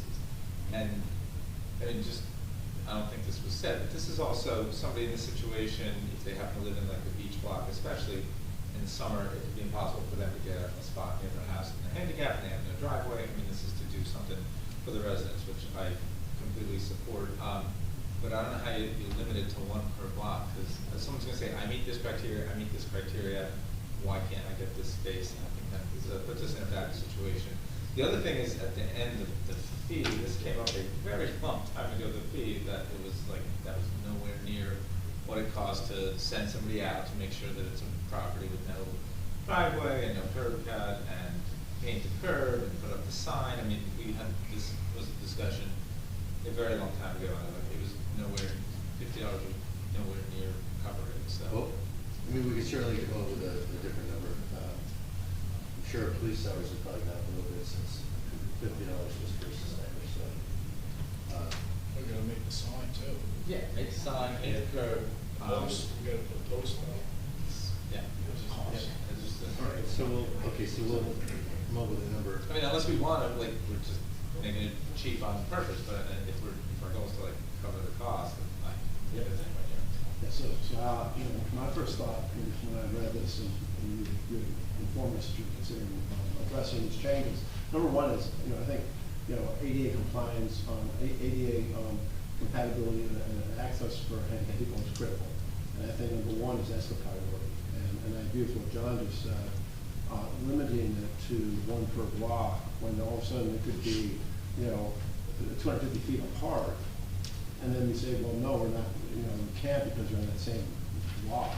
And it's across the street from each other. So I think that a full-time resident, I would agree to, but I think that limiting it, just because it's luck of the draw and there happens to be, you know, 3 handicapped individuals live on that block, only 1 or 2 of them can get a spot.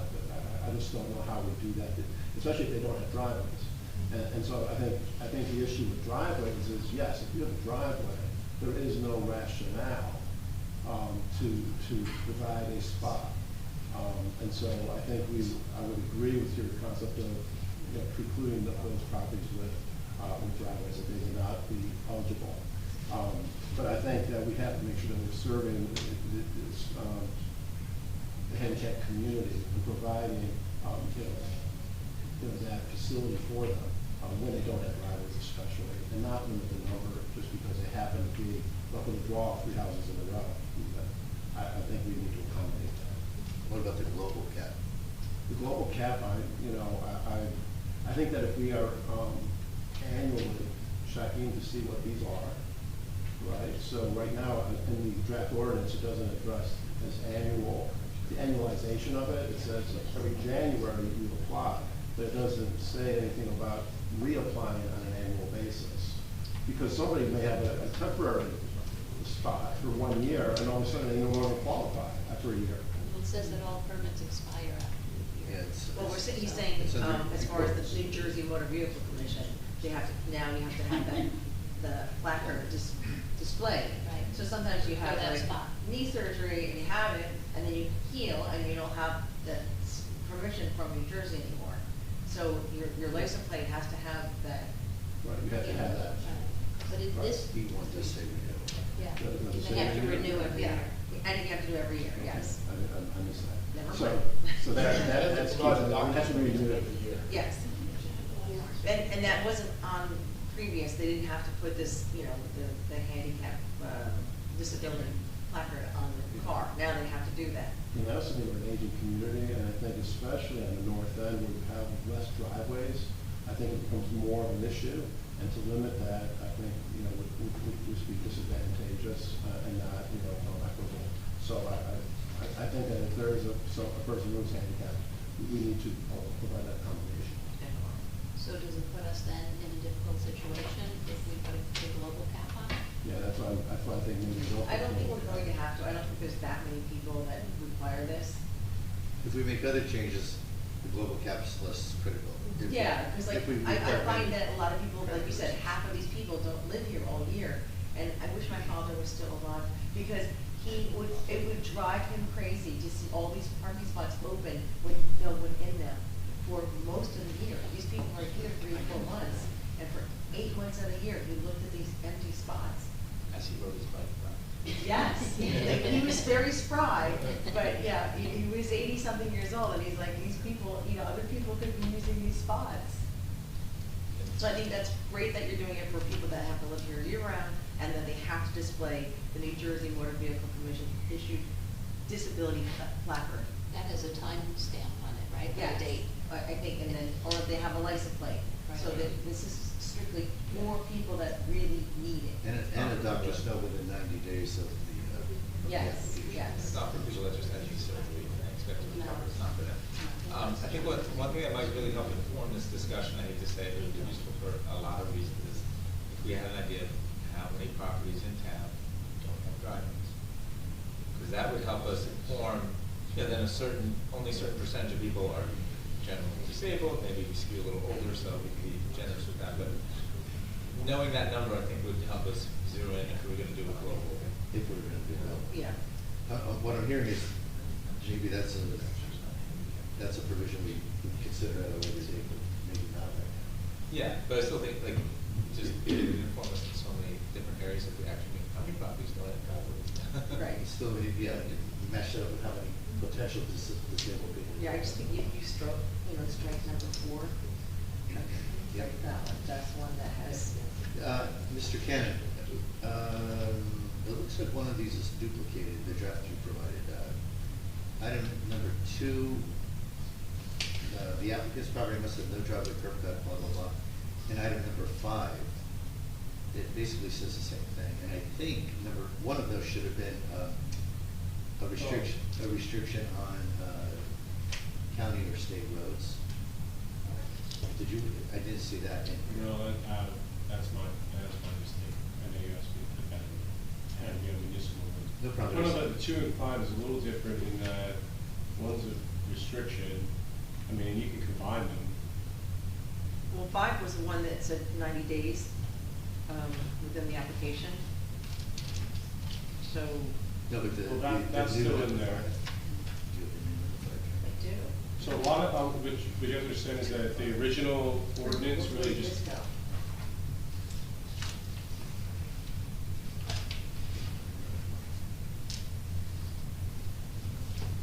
That's what I'm saying, it doesn't say about the 90 days anymore. So first things first, Greg, what was your thing about combining 2 and 5? I'm sorry, me?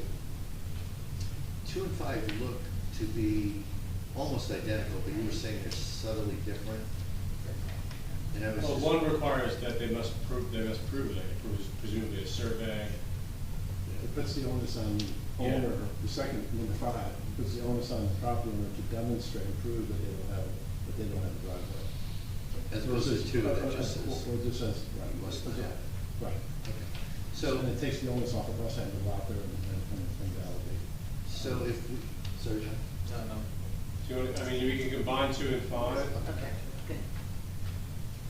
So Greg, maybe we leave 5, but maybe 2, we can use that placeholder to be the, it's got to be municipal drive, municipal road. Yeah, yeah. I was gonna do the opposite. I was gonna pull that up. I was gonna pull that up to 2, and then I can make 5. Demonstrate that the proposed. We are gonna open this up to the public in another minute. Just want to get our. You're gonna have to change the number, I think, from the beginning of the day. Yes. So I know, Councilwoman DeNoble had a question about the 90 days thing. That was moved up to 3. Yeah. A lot of these are Perfect. still in there. Like, one thing I want to point out to you is that the ordinance was just one section of a relatively random list of requirements. And that was reorganized into an eligibility section to explain like who's eligible for it. And then an administrative requirements section that basically tells you what you have to do. So a lot of the ones that were in the top, and they're farther below. There's 8 more. Yeah. The fees being lowered for this.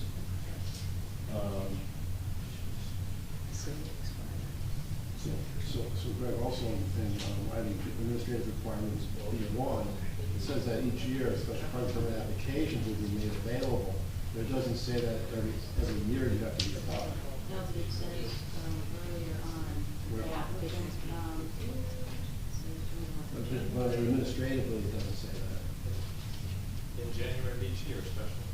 doesn't say that you have to reapply. You have to be renewed every Well, year. it says they expire in December. I guess it's. Yeah, you don't have to renew, but your old one expires at December 31st. Oh, you want- Yeah, because it expires, therefore, that you're going to reapply. Greg, what's your thought about can you make that substitution for the municipal roads? Yeah, I just moved 5 up into 2. So 2 reads, the applicant's property must have no driveway, curb cut, garage, or other form of off-street parking access. The applicant must demonstrate that the property has no driveway, curb cut, or other form of off-street parking access. And then 5 says the applicant must demonstrate that the proposed special parking space is located on a municipal roadway. And what's the reason for that? So Yeah, we can't. We don't even really have the authority to grant this on county or state Right, roads, okay. so That's it's really a statement of our authority. Okay, so. But it lets people know, like, you know. So folks, just, I'm gonna open it up to the public in a second, but just to recap, when ignore what I said earlier about limits to number on a given block or a global cap. It sounds like the council's not interested in going quite that far with our limitations, but it sounds like we do want to consider requiring this to be primary residence, requiring that there be a driveway, and we cannot allow these spaces to be put on anything other than municipal roadways, so county and state roads, we can't allow them now.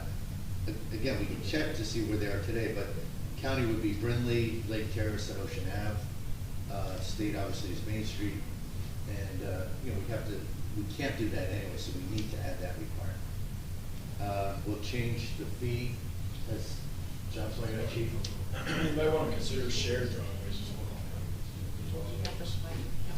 Chief, we used to have no, we didn't have a shared driveway, I guess, but you're right, we have some. It's on our inspection sheet that we go out to the property. There is a check off, is there a driveway? Is it a shared driveway? If it's a shared driveway, what's the criteria you use to determine? Is it eligible? I mean, we discussed it, a lot of times if they have it, if they have a spot, neither one of them use the driveway. And that person can never, if they get the spot, can never park in that driveway. We've had that problem and we've taken the spot away if we saw them in that driveway. Showing the need, that they didn't need it.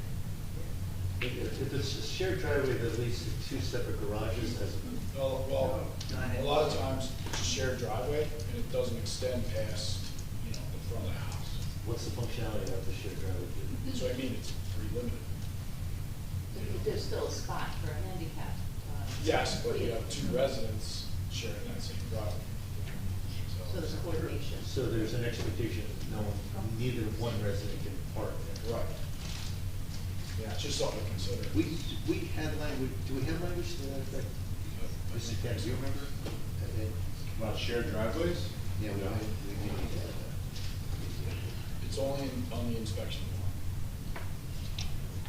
form. Okay, so, because we had very specific language that said if there was a curb cut, Thank you. whatever, we're passing candy. aren't we? Longer than expected. We have the applicant's property must basically have no driveway, curb cut, garage, but if there is a shared driveway, there could be an exception. What's the decision by the police? I mean, how do we resolve that? I mean, generally, it's, I'll talk to both residents, and, I mean, listen, if neither one of them are using it, and that person, if they're granted that spot, are told, you will not use that driveway, if you're sitting in that driveway, you'll get a warning, after that, it's gonna be removed. So Greg, let's I don't think we need to change anything. It says that the property must have no driveway, curb cut, or other forms of off-street parking access. You're basically Right. requiring us to prove that to you on the spot. There's no off-street parking available. So, yeah, it is. okay, so we'd be covered. If But not- if it's a shared driveway, it's got a curb cut, but it's only got half a curb cut, right? It's not available to them all the time, so that's just something to drive. I'm just questioning the language that we use, which is saying, no driveway, no curb cut, garage. You're saying you could have a shared driveway, which would have a curb cut. Currently, currently, there's a shared driveway, I think there is maybe a space or two that there's a shared driveway. And there's one of the residents has a handicap So spot. Greg, Can I ask a question? Yeah, please. Let's just, give you another hypothetical. Someone's got a pond in their driveway for a year because they're redoing something in their backyard. Now they have no off-street parking access and they want to apply for this thing for a year or for the rest of the year. I mean, isn't that why we send the inspecting team out? My point is, I'm not sure you can write everything in this ordinance gonna encompass every single hypothetical situation. So maybe you just cut it down to no form of off-street parking access and forget about whether they have a driveway, curb cut, or garage, because you have people literally going out to look to see if they can park off the street. Because really the object is off-street, right? So maybe you just forget about driveway, curb cut, garage, or other form of access. You just say, the applicant's property must have no off-street parking access. That could be for a new myriad of different reasons. Either it doesn't exist whatsoever, or there's a temporary circumstance that requires them to, have a special parking permit for the year. Like, you're only giving them for a year, it's not in perpetuity. So So you're suggesting we craft that language that you have no. My point is, if you're backing it with an actual physical inspection, right, then usually we craft these things so that the wording is appropriate when we have to give someone a ticket or something like that happens. But this is kind of the opposite. We're granting them a privilege and you're having someone inspect the property. So I'm not sure the language has to encompass every single scenario. It just doesn't have to have if the property has no off-street parking access as determined by the police, whether that's because there's a public project going on or something, and you maybe, I can think of a million different scenarios where someone can't get in their driveway and might want a temporary permit. What's the language you would recommend? I would just say, just cut it down. The applicant's property must have no off-street parking access. Okay. And then that doesn't focus on what anyone's particular property is. It focuses on what the police go out and see that, I don't know, you have a family member who's away in the military and their stuff's in a pod in the driveway and you have to keep it there, they have a permit for that, and now they can't park. I can think of a million different scenarios that we wouldn't be able to craft language, but if you have someone going to look at it and there's no off-street parking access, that's. Well, then the chief has some covered. I kind of like the way it is currently, that the driveway is an eliminator, right? But if there's some extraordinary circumstance, you could appeal that, provide that circumstance, and it'll be reviewed. So that's kind of what would happen now with the shared driveway. So maybe It's just put according that- to the ordinance, it's a no, you won't get it. So maybe just say that a shared, an exception may apply to a shared driveway. Or any exception. Greg was saying maybe it's a pod that's. An exception Why for. don't you change it to off-street? The language that Greg is suggesting seems to work for me. There's no off-street parking opportunity, but Greg, the examples you're giving, I'm not envisioning this for some kind of temporary situation. Like, this is, we've got a resident, they're disabled, they're not getting any better, they're gonna live here for the rest of their lives, they get this spot so that in the summer madness, they can actually have a spot in front of their house. It's not for people that have some kind of temporary situation, there's a construction dumpster or what, it's not for that. That said, so I don't like the examples you're giving, Greg, but I do like the language that I think covers it, and off-street covers the shared And driveway. John, you're raising a good point. I believe there are scenarios where someone has major surgery, they get a placard that says they're disabled. And they have had their curb painted. No, It's not. never done No. temporaries. Like I said, it's not. So the temporary one is through the state for 6 months, you can extend it for another 6 months, and that's it.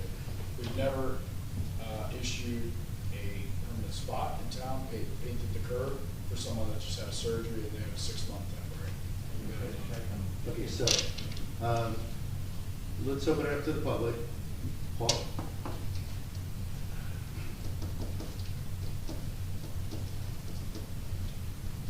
On the Champion 411 Lorraine. I have a case where I have a shared driveway, and I have actually part of my deed with my neighbor. We basically stipulate that we can't park in our driveway, or if we do, it's temporary. We have to move to allow access. So that causes some problems in the law. We have off-street parking, but it's under conditions.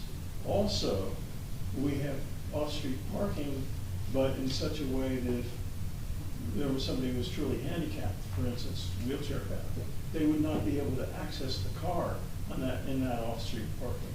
One, because the space between our houses is too narrow, the driveway is too narrow. There's no way to open a door when you're in that space. If you're parked in front of the house in the driveway space before you reach the house, you're on such an angle that it would be almost impossible to get a wheelchair into the resident out into the car. So there are a lot of properties like that, similar to mine, which is going to cause a problem. So there really has to be some sort of a way to appeal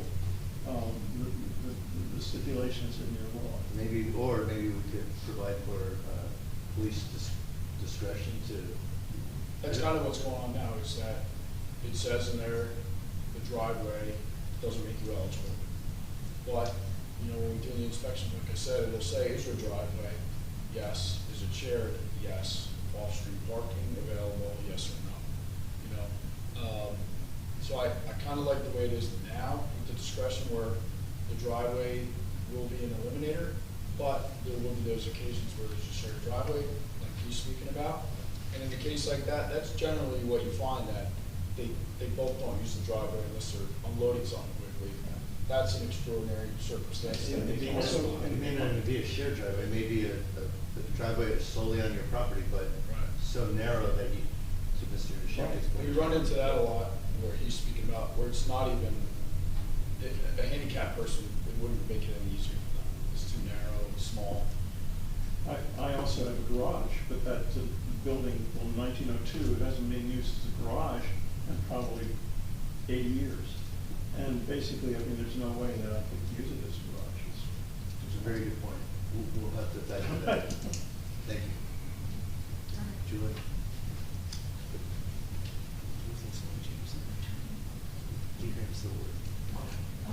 Good. I just did it once so far. Hello, Julie Newtag, 605 North Avenue. I'm so glad and appreciate that we are really revisiting this, the parking, the special parking. And Captain Arnold, I'm so glad that you're involved with this too, because I mean, if we're all being honest, we know how much this special parking has been abused in the town. The question I have for you is, like, there are some spots that I'm well aware of. What are the dimensions for a special spot? Because they're all different kind of lengths. We've It's in stipulated there? between 20 and 23 feet long. Okay, good, because I know there are some that are really small, some that are really long and everything. And also, you know, we want to make sure that people who really need these really get these spots, because we all could be in this situation at one time. But a question I have, and I'll never forget, I saw this on Facebook once, and somebody new was purchasing a house with no off-street parking. And it was on Facebook, and I wish I had the post, and they said, oh, don't worry about it, you could just go to the town and you can get a parking spot. So that's privatizing. If you know, there has to also be personal responsibility when you're making a real estate decision, because this has to be there for, you know, especially residents, you know, things will happen and we all might need these. But if you're making a real estate decision based on the fact that you know that this is not available, and then thinking, well, I'm just gonna go to town and get that, that's also not fair to residents, because then that is privatizing the road and also manipulating the system. So I do think we definitely have to be careful with that. And I would also recommend, I know you said the fact is that temporarily, if someone has surgery or something like that, you know, people have knee surgeries or hip replacements or everything. Normally, you know, 3 to 4 months, you're, you know, up and about and running. Those are the things. They should be having a spot for a year. And those are things that we should really address. Because in Bradley Beach, we can't make something that is just not there, and that's space. And we have to be fair to one another. And also people have to realize also, I like what Mr. Neshemkin said, if you have a shared driveway, that just might not work. There's narrowness and everything. So there will definitely be special circumstances that definitely have to be reviewed. And I feel confident that we have Captain Arnold here today. Prior to that, I saw firsthand of the abuse and the scamming going on with these special spots. And I really do hope, I know people are gonna get upset about this, but they're supposed to be here for a reason and for people who really need them. So I really think that this is something that we have to stay on the pulse on at every month. Thank you. Thank you.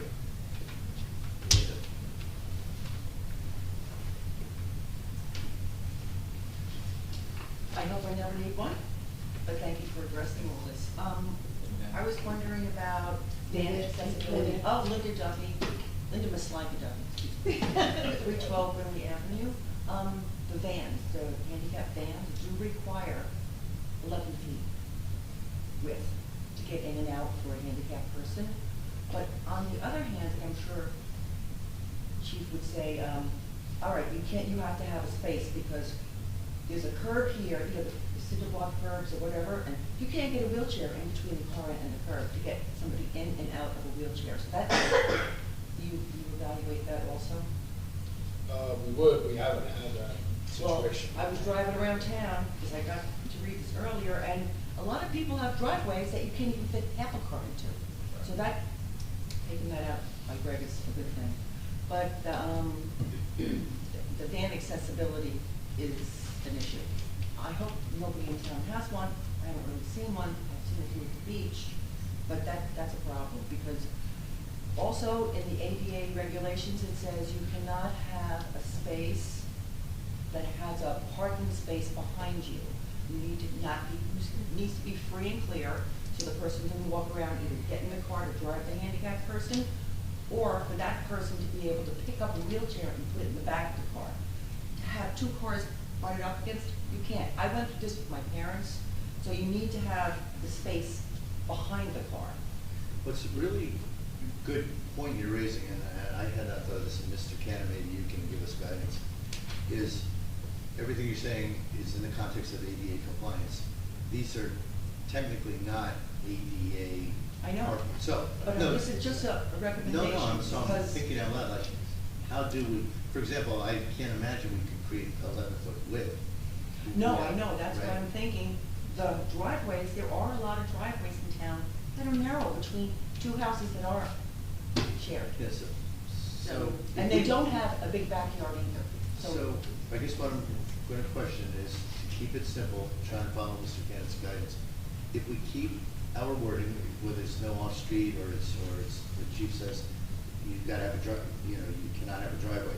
But can we just create language under what you've, Greg, you've now made this, the new section 2, A2. Can we put some wording in, the applicant must demonstrate they have this no driveway or curb cut, blah, blah, blah. And then we say, unless, something like, unless the driveway is approved not accessible. by the police department. I think you'd be there. Yeah. For sure. Because, Chief, you kind of do that. I do, I'll send the denial letter. But you have to make that subjective decision. Yes. Well, because people have berms on either side of the driveway. You can't get a wheelchair in there. Right. You'll either fall out of the wheelchair if you're wheeling that person, you'll fall out. And, Right, yeah. It's dangerous, and you can't always pull the car into the street to put somebody in a wheelchair. Now that I know I can't get a spot in front of my house, do I have to sweat? So that's my recommendation. It's those vans that they require a huge amount of space. Yeah. And that's for a person that can handle it themselves. Yeah. Okay, We're trying to accommodate this. I know. This is a courtesy. There's no legal requirement to offer these spaces to anyone, but to the extent we're trying to. I know, but we've you got have them to- at the beach, so that would be a little discrimination, don't you think? We're taking, I mean, You have handicapped spaces at the beach? parking, that's great. Oh, yeah, those are. That's the spaces. Yeah, but that's required. I know, but it should be required for everybody, and that would be fair. I know you're. Not in residential neighborhoods, for individual. Yeah, it's countdown. Yeah, it's so many things. I know, it's okay, but thank you for listening to me. Okay, thanks. Well, hold on. Yes, sir? So many things. John Sisak, 412 8th Avenue, resident, 38 years. Okay, you've only seen me here 3 times. This is the 3rd time. I'm here because of this. I've had it up to here with this. Okay, you pointed out some of the inconsistencies, to be nice, on McCabe Avenue. Couple those three, I believe it's four actually, not three, knocked together, there's a little space and then there's another. Couple that with a stop sign yellow, with a fire hydrant yellow, 3 space 4. It's a scam. The one on the corner is a rental. I took pictures and I brought this up before Memorial Day. And it was already said, I said, we'll deal with it at the end of the year. You said it comes up at the end of the year. But look, Bradley's a place where everybody comes. Okay, we gotta make a space for people to come. Okay, when I bought my house doesn't have a driveway. Doesn't matter what happens to me in my life, my house don't have a driveway. If we had the property and availability or space, I'd say go for it. Give those people what they need. We don't have it. I pay taxes. I pay the same taxes that a person that's handicapped pays. You're discriminating against me.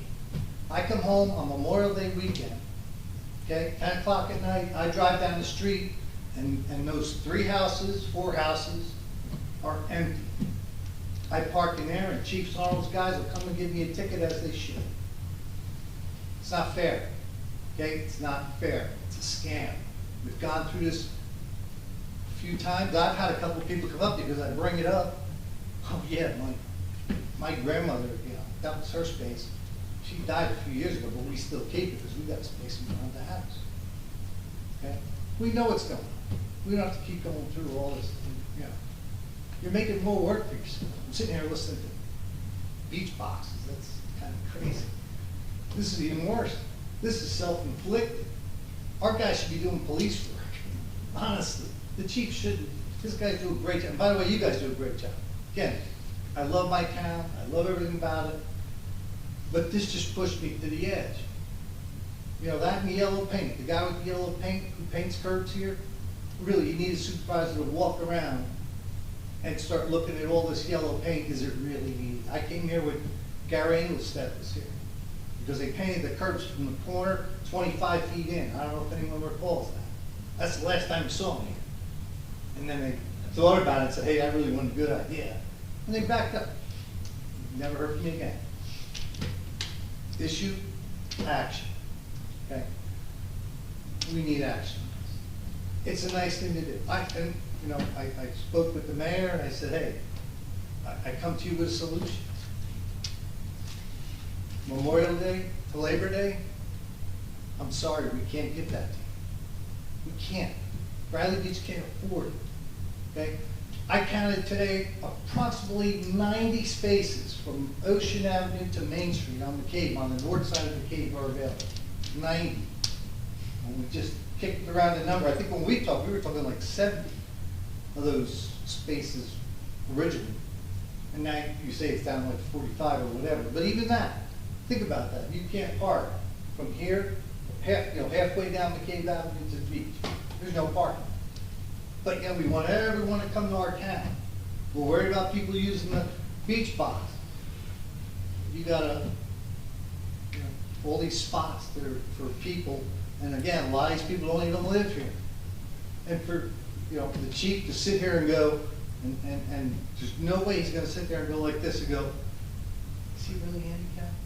I have a son-in-law who's a doctor. If I need a handicapped spot, I'll my back. I got one. We all know a doctor. Doctors is winning. I used to work for the Port Authority, believe me. I've seen 1 million doctors in most of the buildings. Okay, and they're just trying to help you out. But we got to take it seriously. And you bang yourself, you're banging your head against the wall, trying to make this little thing. Now, well, what if this guy's got this kind of driveway or this guy? At the end of the day, we can't afford to do it.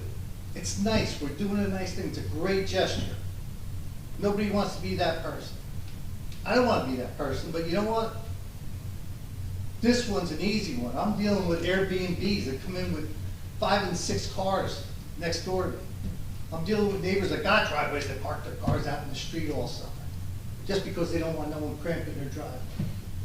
Okay? That's the reality for people who live on, I'll call it the north side. People on the south side with the big houses and the big driveways, they probably don't deal with any of that stuff. But this is what we do. You come home at night and you can't find parking. It's that simple. We don't have the space to give up. It's not that you're being a bad person, but you need to represent the whole town. Every tax-paying person in this town deserves equal treatment. If there's no ADA requirement, you said, we shouldn't be doing it. Save yourself the paperwork. See, this gentleman, the heartache of having to send his guys out measuring driveways. Is this guy, is he not? Or reading documents? Is this guy stubbed toe or broken back? Well, you know, he's not a doctor. He's a police officer. You shouldn't have to be doing it. Make it easy on yourself. And again, I feel sorry for anyone who's sick. I'm not trying to be heartless, but John, Councilman Weber, you made an excellent point. Bradley Beach for everybody. It always has been.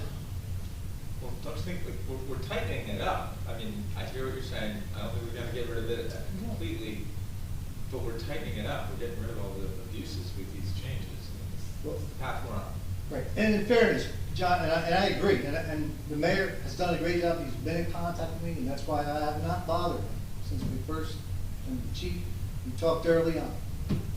But I sit and listen, and again, if these people want to do this, they're going to do it. Again, I have personal knowledge of people who are scamming. And it's terrible for those people who really need it. But that's what's happened. Okay? That's what's happened. And you're not representing me if you're going to sit and give out these spaces to other people. Are they going to pay extra tax money for it? I bought a house with no space. What? No one's going to come revisit, you know, 6 months for a hurt arm or whatever it is that you got. No one's going to follow up on that. We don't have people in this town who can't even follow the beach boxes. It's not enough, but it's true. Let's be honest with everybody in here. That's not going to happen. It's not going to happen. And the chief's not going to go through that. He shouldn't. He shouldn't. So don't bring it on yourself. We should probably move on, Mr. Sissick, just to give others a chance. Thank you very much. Again, you guys do a great job. I Thank you. appreciate Thank you for your it. comments. Can I ask a question? How do we have the chronic annual continuation if they expire? Do you, Yes. so there are people who are renewing them Every year. legitimately, or? So they come back, they'll have their handicap placard from the state, they get a doctor's note within the 90 days. The property's reviewed again, and then it's renewed. So these are still legitimately Yes. done? Yeah, that's not changing. Mr. Kenny? Herb Kenny, 216 Brindley. You know, it's very interesting listening, you know, to your points here. And, you know, one of the problems I think is really, really bad in this town, and I hope that these last two workshops tonight, is there's no process. And there may be a process, but it's just like, Shauna, you just said, well, do you renew, or is it auto-renew, or does it go here, is it a card, do they live here? We do an awful job, really understanding of everything that goes through. Like, the fact that we couldn't answer how many of these beach lockers were non-residents, that should be a number you know, right? Somebody gets a beach locker, who is it? What's your name, where's your address? Even if it's out of town, but we should know what that is. So why don't we keep track of these things? Mr. Kenny, we know, but we know the data is flawed. So I can give you a number, This but is it's my wrong. point. But why do we keep accepting flawed data? Well, that example, because we Well, don't. but it's my point. No, it's just not in fairness. Okay, but In fairness, we get an application and somebody's put on a beach locker waiting list and they say, I live in Ocean Grove. And that's okay right now. They're no, not. but that's exactly my But point. no, Right but now, no, it's okay. but But now- the next time you sign up for lockers, have them show a license, an address, things, and you've got it. There was no need for that previously. Now there may be. But, well, there obviously is, because we're doing it tonight. No. Well, There's a need if we move forward with discriminating in favor of residents. this has nothing to do with discriminating. We We're can- talking about the Okay. process. Go ahead, but if you want to use examples, we got a million examples of process that's flawed. Just don't use the beach lockers. 'cause the beach Okay, well, lockers- I'm gonna move over to the whatever the designated Go spots ahead, are. please. Okay? I walked through the town the other day because I read the thing. I looked, I saw 4 different yellow curves. All right, I know who lives in 4 of those houses. And I asked, I said, why does that person have that yellow curve? Oh, a long time ago, the caretaker of the mother who passed away had that spot, and it's still there. I have pointedly asked the chief that question, and he says every year our chief of police does that evaluation. And what you just said, I'm told, does not happen. So chief, would They you care have to to respond? provide their license, their state-issued placard that has to be up to date and not expired, their registration card, which is a handicap card issued by DMV, the doctor's note, that is all verified every single year, at every stop. Okay. All right. And I do it personally. Okay. Yes, just, You're already exasperated. no, we're trying to fix things that are broken. No one's Right. gonna sit here and say things aren't broken. It's just, I would not argue with no, but we just need clarity. Yeah. The chief and I have had that very discussion. that. That I'm exasperated? No, that we check this every year. I'm not even going there. Go ahead, Guys. please. Nancy Meadow, Ocean Park condominiums. I don't want to even get into which side of this issue I'm on, but you're opening a Pandora's box that's gonna go further. So my concern is, or what I guess I just would like to point out, this isn't only a police or code issue or kindness or not kindness issue. This also involves the land use board. Because when homes, especially the new ones, are built, and they're getting bigger, and not only deeper, but also wider, the driveways shrink. And I can point this out because on my block, there were 2 new buildings that went up, 2 new homes, and there was some, I don't remember the details, but an altercation with the older homes and the neighbors that lived there. So, they built their home according to whatever variance they could get, and then put planters lining up the driveway so that the elderly person who lived in that home could no longer use the driveway. Now, I don't know how that all complicates the issues of driveway, not driveway issue, you know, they get a yellow thing, they go, I have no idea. But again, it opens the next level, if you want to say up or down, with variances. You know, we can't deal with, you know, people and their altercations or this and that, or spite. But I think that that's, I know nothing about the land use board, you really don't want to. But whoever gives guidance or strategic planning or, you know, whatever you want to say, I think this needs to be part of considerations. That's it. Thank you. Mr. Cohen. And it's land use board. Thomas J. Cohen, 612 Third Avenue. I just want to comment on the driveway. Actually, the land use board extended the driveways to 1 foot off the property line where it used to be 3 feet, enabling larger driveways in terms of width. So that was ordinance change, which was done by the council a couple years ago. So I just want to set the record straight on that. I just have a little story. When I was 15, I learned how things worked. The Spring Lake Country Club, they only had 20 golf carts. And then they had a huge push when the temperature got to be 85. There were not enough golf carts. Now, I was a 15-year-old kid, standing next to the caddy master. I have this guy's bag. The guy says, I don't want to take a caddy, I want to take a cart. Caddy master says, well, you need a letter from your doctor in order for me to give you a cart because it's so hot and you don't have enough carts. The guy went into the men's locker room, came out with a letter, handed it to the caddy master. The caddy master said, this is from your endodontist. He goes, it just says I have to have it from my doctor. So people look for ways around. I just happened to learn at a very young age. I don't really like the process. I understand some people need it. I want to compliment this board from a land use perspective, okay? And reducing the number of these handicap spaces, and I feel horrible for people who don't have driveways, who have to look at empty spaces over and over. And I appreciate that people in the audience are concerned about the people in the vans for their access, but I just want to know who the guy is with the Corvette that parks in the handicap parking space, because I'm dying to see that guy. But anyway, I want to share something with you from the 2003 master plan. The re-examination is referenced in the 2014 master plan, where it states the re-examination, several recommendations for the borough. So I'm going to read number 7. Update parking standards in the Borough Land Development Ordinance in accordance with New Jersey State Residential Improvement Standards.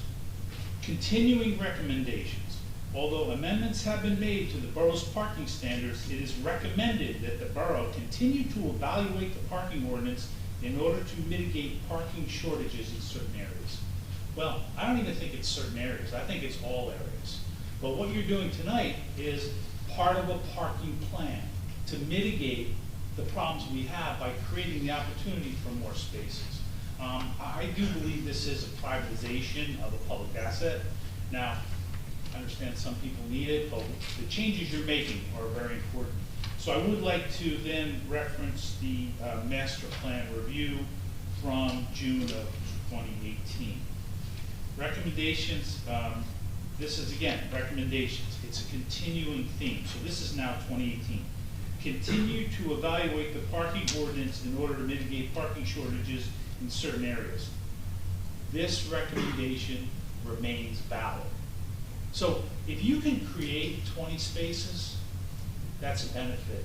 And I believe it should be included in the next update of the master plan, because the council is attempting to create more parking opportunity for the people who need it. I just have a couple other comments. I'm not crazy about the recommendations that Mr. Candy made. I do agree with the chief that it'd be better we leave it in there about the driveway. What I'm concerned about is when you say access, there's some apartment buildings and mixed multifamily houses that have a space in front, but they have a driveway with parking in the back. So did that tenant not get parking?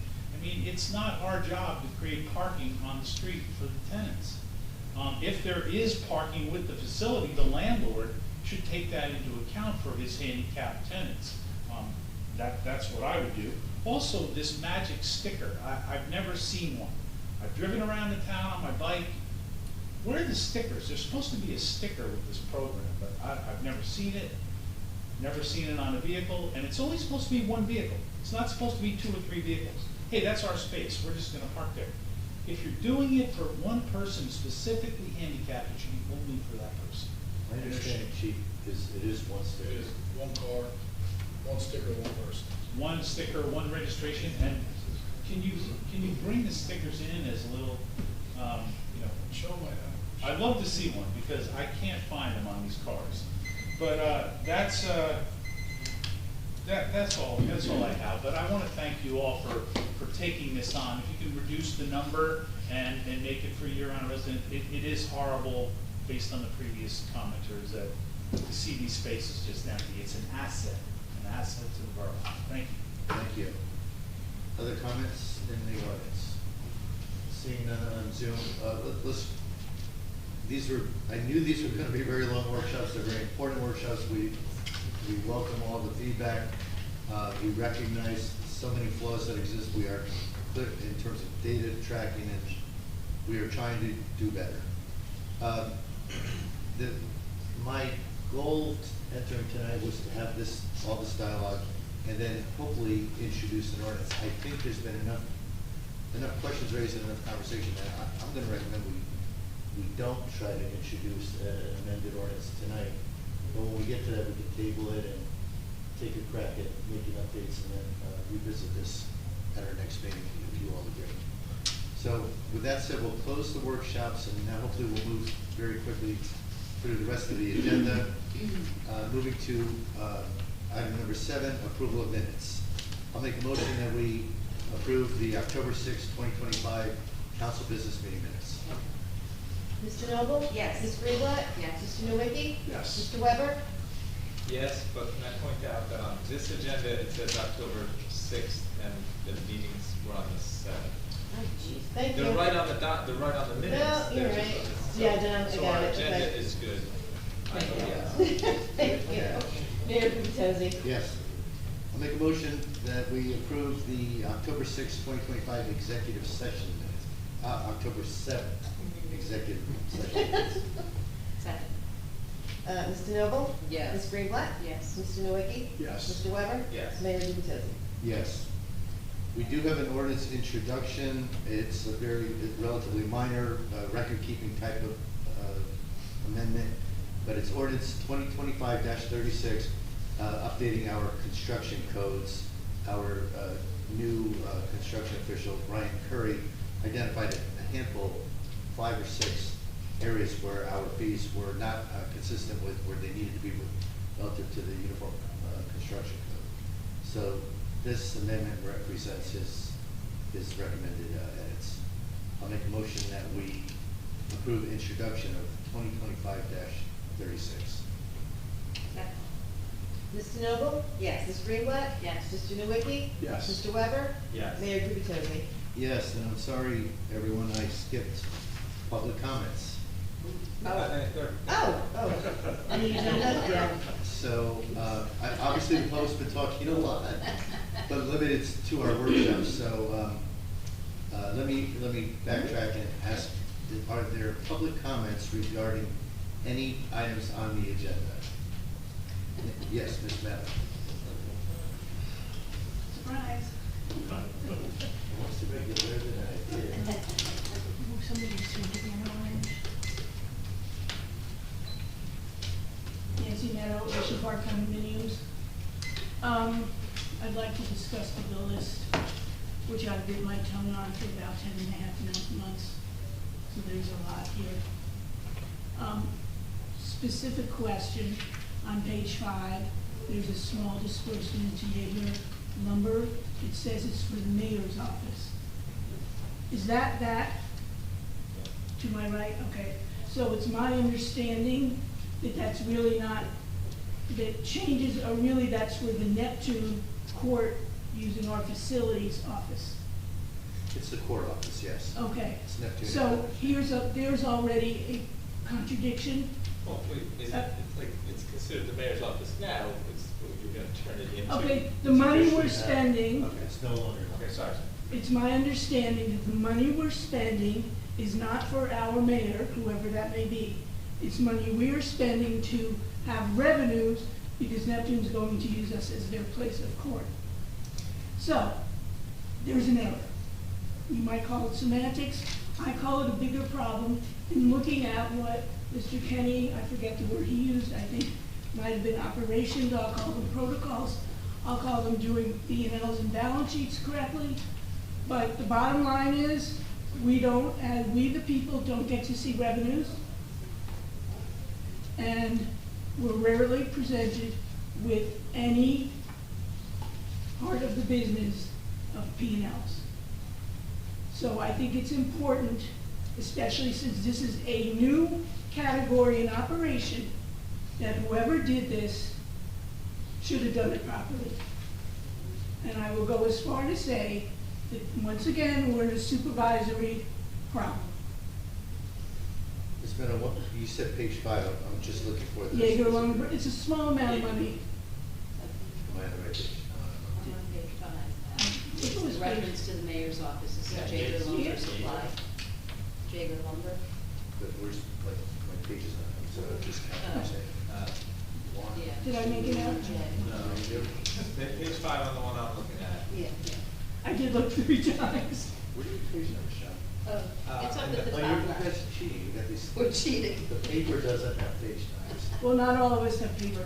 Cheating. No, only me, apparently. Well, I just want to find it, so I. we you can want to pay follow. for my ink? Nope, we got Mayor's it. office. Okay, $228.75, okay. Okay, I'm just like No, saying we'll that. bring this to Yeah. Mr. Doherty's attention, and hopefully. But it's a symptom Understood. or a result of a bigger problem. The same way, like I was told that for the police department, we don't have vehicle supplies, we only have maintenance. That went back a couple months ago with their mounts for whatever equipment they needed. The same way, something was billed out on that same bill list in August as emails, but apparently it was something regarding getting emails for Oprah accounts. I'm just saying that, and I can go on and on and on, but I will not, that, okay, we're recognizing that we fall short in operations, but I would also like to recognize we're not making progress. Now, maybe internally you think we are, but I will just say externally, I do not see where we're cleaning any of this up. And it's discouraging to me who feels that there are so many employees, new and old, that are allowed to proceed, I won't even use the word work, proceed with the same bad habits. Thank you. Thank you. Other comments or questions? Anyone on Zoom? Okay, seeing none. We'll get back to the agenda. We've already introduced ordinance 2025-36. Item 10 on the, I'm sorry, yeah, there's the special parking, 2025-37. I'm gonna make a motion that we table this vote until a subsequent meeting. Second. Mrs. Noble? Yes. Ms. Greenblatt? Yes. Mr. Nowicki? Yes. Mr. Weber? Yes. Mayor Gubatosi? Yes. Communications, there are none. Wait, what happened to 36? You made a motion to. Yeah, you introduced it. I did it and then I went backwards. Well, I know, but then there's no, like, discussion, we're not discussing. Not an introduction. Okay. That's for I just wanted to make a mention about it on that 36. Last time Councilwoman Greenblatt brought up the fact that there was, not one of the parts that we were changing, but it said something about a permit for a 6-foot fence, and she asked. She says. You, well, because I did not get a good answer to that. I asked the folks, the community development folks, and I couldn't get an answer to that, and then by the time I asked Matt, Matt was gone, Matt's on vacation, so. Okay, I just have an answer. Oh, okay, good. Yeah. So Brian Curry not only put this in writing, but just to make sure, I ran into him in the hallway coming into the meeting, he confirmed my understanding, shot me when I discussed. I'll get it straight. Councilwoman Greenblatt raised the question in our last meeting about a fee for $75 for fences in excess of 6 foot. Her question was just, is this ambiguous? Should the wording be clearer? Because fences shouldn't be in excess of 6 feet unless they need a variance. Does this apply? Does it not apply? Do you pay the fee on top of it? A lot of really good questions came down to a very simple answer. I'll say that unfortunately because it was kind of anticlimactic. But Brian Curry's answer, he's our construction official, he said, in this particular ordinance, it's a list of permitting fees for construction. He puts blinders on and says, he follows the uniform construction code, and there's very specific language specifically regarding 6-foot fences. He said he doesn't look at it with regards to whether zoning variances apply or whether it's for different types of construction, like is it residential construction versus a screen for garbage or whatever.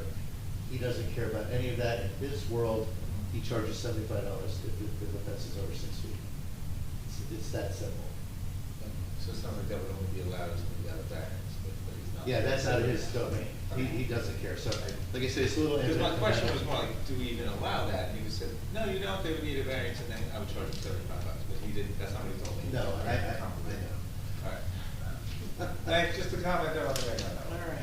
One would think we could get through these agendas quickly, but it seldom happens. I'm going to make a motion that we move the 2 consent agenda resolutions to individual, just so, John, to your point, last meeting, we could identify these folks separately. So make a motion that we move it to individual resolutions. Second. Mrs. Noble? Yes. Ms. Greenblatt? Yes. Mr. Nowicki? Yes. Mr. Weber? Yes. Mayor Gubatosi? Yes. Individual resolution number 1, 2025-320, We are acknowledging the hiring of a probationary firefighter appointment, Dane Windbrandt. Make a motion that we approve that resolution. Second. Mr. Noble? Yes. Ms. Greenblatt? Yes. Mr. Nowicki? Yes. Mr. Weber? Yes. Mayor Gubatosi? Yes, and welcome Dane Windbrandt. Mr. Weber, you can make that comment a little later. Sure. Individual resolution 2025-321. I'll make a motion that we approve the appointment of cadet junior firefighter Leah Kern. Second. Mr. Noble? Yes. Ms. Greenblatt? Yes. Mr. Nowicki? Yes. Mr. Weber? Yes. Mayor Gubatosi? Yes. 2025-322, authorizing the 2026 fireworks display, right? This should be next year. Okay, 2026 fireworks display contract with Starfire Corporation. It's in the amount of $18,000. It was $15,000 last year. I'll make a motion that we approve this. Second. Mr. Noble? Yes. Ms. Greenblatt? So, I had asked, I just wanted to give a little bit of a backstory to my approval for this. I will say yes and approve it, but I just want to point out, this is $18,000 that's coming out of the beach utility. So it's good that it's coming out of the beach utility. However, it's a lot of money to spend. And I just hope the community continues to really want to have these fireworks. I know fireworks is a big July 4th tradition, and everybody loves fireworks, or many people love fireworks, but it's a lot of money that gets spent from our coffers. So I just wanted to point that out. I'm not going to make a point of it. I just wanted to state that $18,000 is a lot of money. So anyway, and with that, I'm saying yes. Mr. Nowicki? Yes. Mr. Weber? Yes, the fireworks were good this year. They're really good. Mayor Gubatosi? The answer is yes, and just so that, for the record, we did request 3 proposals.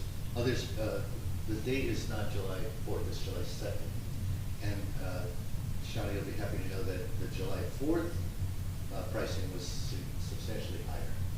So while $18,000 is a good amount of money, it would have been a lot worse if we could afford July 4th, or if it was available. It was also not available. Okay, 2025-323, I'll make a motion that we approve. Well, first of all, any comments or questions about the borough Halloween curfew? No questions, comments? I'll make a motion that we approve 2025-323, approving the borough Halloween curfew for 2025. Second. Mr. Noble? Yes. Ms. Greenblatt? Yes. Mr. Nowicki? Yes. Mr. Weber? Yes. Mayor Gubatosi? Yes. 2025-324, appointing a fire marshal or / fire official. Any comments or questions? I'll make a motion that we approve 2025-324. Second. Mr. Noble? Yes. Ms. Greenblatt? Yes. Mr. Nowicki? Yes. Mr. Weber? Yes. Mayor Gubatosi? Yes. 2025-325, approving a shared service agreement renewal with the Borough of Avon by the Sea for municipal court services. 2 seconds of explanation. Avon has been with us for 3 years. This is renewing for another 3-year contract. We bumped their pricing, and they accepted this a little over 5% per year. Well, 5% the first year, and exactly 5% in the second year. Slight tab under 40,000. It goes from 38,000 this year, 40,000 next year, 42,000, and 44,000. So with that said, I'll make a motion that we approve 2025-325. Second. Mr. Noble? Yes. Ms. Greenblatt? Yes. Mr. Nowicki? Yes. Mr. Weber? Yes. Mayor Gubatosi? Yes. Item individual resolution 2025-326 is the appointment of, for Patsy White as deputy court administrator. One, Patsy is qualified for this role. She is an existing employee with the borough. She's passed exams, and most importantly, it's a requirement for us to have a deputy court administrator, a second, joining Todd, in order to take on the Neptune City Court. So I'll make any comments or questions. I'll make a motion that we approve 2025-326. Second. Mr. Noble? Yes. Ms. Greenblatt? Yes. Mr. Nowicki? Yes. Mr. Weber? Yes. Mayor Gubatosi? Yes. And finally, bill list 2025-327, are there any items or that you want to vote out separately, or any comments or questions? Okay, I'll make a motion that we approve 2025-327, the bill list for October 21st. Second. Mr. Noble? Yes. Ms. Greenblatt? Yes. Mr. Nowicki? Yes. Mr. Weber? Yes. Mayor Gubertesi? Yes. Item 12, announcements, there are none. Item 13A, the administrator report, there is no administrator, no, Matt Doherty is vacationing in, well, he's visiting his daughter in Ireland. I don't think, he did just provide Amy Hall with some updates for her newsletter. Anyone who's interested in the status of a couple of our infrastructure projects, Mr. Doherty provided that in the newsletter since he wasn't going to be with us tonight. 13B, mayor and council reports. Let me start with Council President Jane Denola. Yay, I'm gonna be very quickly, because the Shade Tree doesn't have a meeting till next month. The Board of Ed is actually Thursday, but I do wanna say, this Friday at 9:30 a.m., the Julie Schreck Maritime Forest will be 4 Purple Martin birdhouses Richard. The school, the Bradley Beach Elementary School, will be putting these up with their environmental club, and you're more than welcome to watch these birdhouses be erected. So it's very nice. That's the rest stop for birds when they travel down the Atlantic Flyway. So we're very gracious to have that park, and now we're gonna have birdhouses too. Is there a date? This Friday. Friday, they're like installing it. Yes, 9:30. Yeah. And the tourism did have a special meeting today at 9 o'clock, and they discussed things they're doing for 2026. So they're going to expand the Jazz Fest. The World Cup is next year, and there'll be a big celebration for that. And it also is the semi-quincentennial celebration, and they're making plans for that as well. And that completes my report. Thank you. Thank you. Councilman Nowicki. First, I'll report on the first day bi-weekly council report. For the operational period, October 21st, the squad responded to 15 day calls, 9 night calls for a total of 24 calls, 17 for medical and 7 for fire. The squad provided medical overwatch for Mary's Place Walk through Bradley Beach, the Clean Ocean Action Beach Sweep, and the walk and roll for the Bradley Beach Grammar School. The squad conducted 1 drill for the safety and education of the membership. The squad requested 1 mutual aid from Neptune for this operational period, and the squad fulfilled 90% of their assignments for this operational period. We are still looking for volunteers for first aid squad and for feet training. See the website for details. And we have a lengthy Bradley Beach Police Department activity report, so bear with me, we'll walk through these. On October 6th, a 50-year-old male from Freehold, New Jersey was arrested in an outstanding contempt of court warrant by Patrolman Sean Johnson and Patrolman Anthony Badalamenti. He was processed and later transported to the Monmouth County Correctional Institute. On October 10th, a 33-year-old male from Asbury Park was arrested in an outstanding contempt of court warrant by Patrolman Edwin Hernandez. He was processed and turned over to the Howell Township Police Department. On October 13th, a 40-year-old male from Bradley Beach was arrested and charged with receiving stolen property and was also found to have contempt of court warrant. Patrolman Daniel Crow and Patrolman Ian Ambrose stopped Magville after they observed him riding a Heineken brand bicycle that had been reported stolen from a Bradley Beach resident the day prior. Lieutenant Josephine Solaro and Patrolman Stephen Scott assisted with the arrest. On October 15th, a 34-year-old male from Wall Township was arrested and charged with receiving stolen property by Patrolman Daniel Crow. A field contact was conducted on Long Street, and he was found to be in possession of a bicycle and had been reported stolen from Deal, New Jersey. He was processed and later returned over to the Monmouth County Correctional Institute. Sergeant Kevin Gale and Detective Gregory Panza assisted with the arrest. October 17th, a 39-year-old female from Woodbury, New Jersey was arrested and charged with theft, possession of crack cocaine, and possession of drug paraphernalia as a result of an investigation by Sergeant Michael Tardillo and Patrolman Stephen Scott. On October 18th, a A 41-year-old male from Neptune, New Jersey was arrested and charged with driving under the influence of alcohol by Sergeant William Major. Sergeant Michael Tardillo assisted with the arrest. Between October 6th and October 19th, the Bradley Police Department also investigated one motor vehicle accident and responded to several calls for service. And a reminder, on this Saturday, October 25th, the Bradley Police Department will be participating in the Operation Take Back, which is sponsored by the Drug Enforcement Administration. They'll be collecting unused prescriptions and non-prescription medications between the hours of 10 and 2 at the police department. Just please remove any personal information from the prescription bottles. And then on Sylvan Lake, there was a meeting last week. It was reported that the ocean outfall work is continuing to progress well, and that the permits for the bulkhead replacement along Bradley Boulevard were also submitted last week as well. So progress is being made moving that forward. Thank you. Councilman Weber. Thank you, Mr. Mayor. Congrats to the probationary firefighter, Dane Wingrad, and the junior cadet, Leah Kern, even though we said their names earlier. For the Environmental Commission, they have decided they're going to use a little bit of their money, their stipend for the year, to help the fire department get water bottle refill stations in the firehouse. Apparently, firefighters, they spend a lot of time there. There's training equipment, like workout equipment, they train there as well. So they go through a lot of single-use water bottles, and they're open to it, and the Environmental Commission is going to help them out cost-wise. So I think that's a great use of their money, just getting the water bottle filling stations like the county have up on the beach. So there might be 2 in the firehouse in the near future.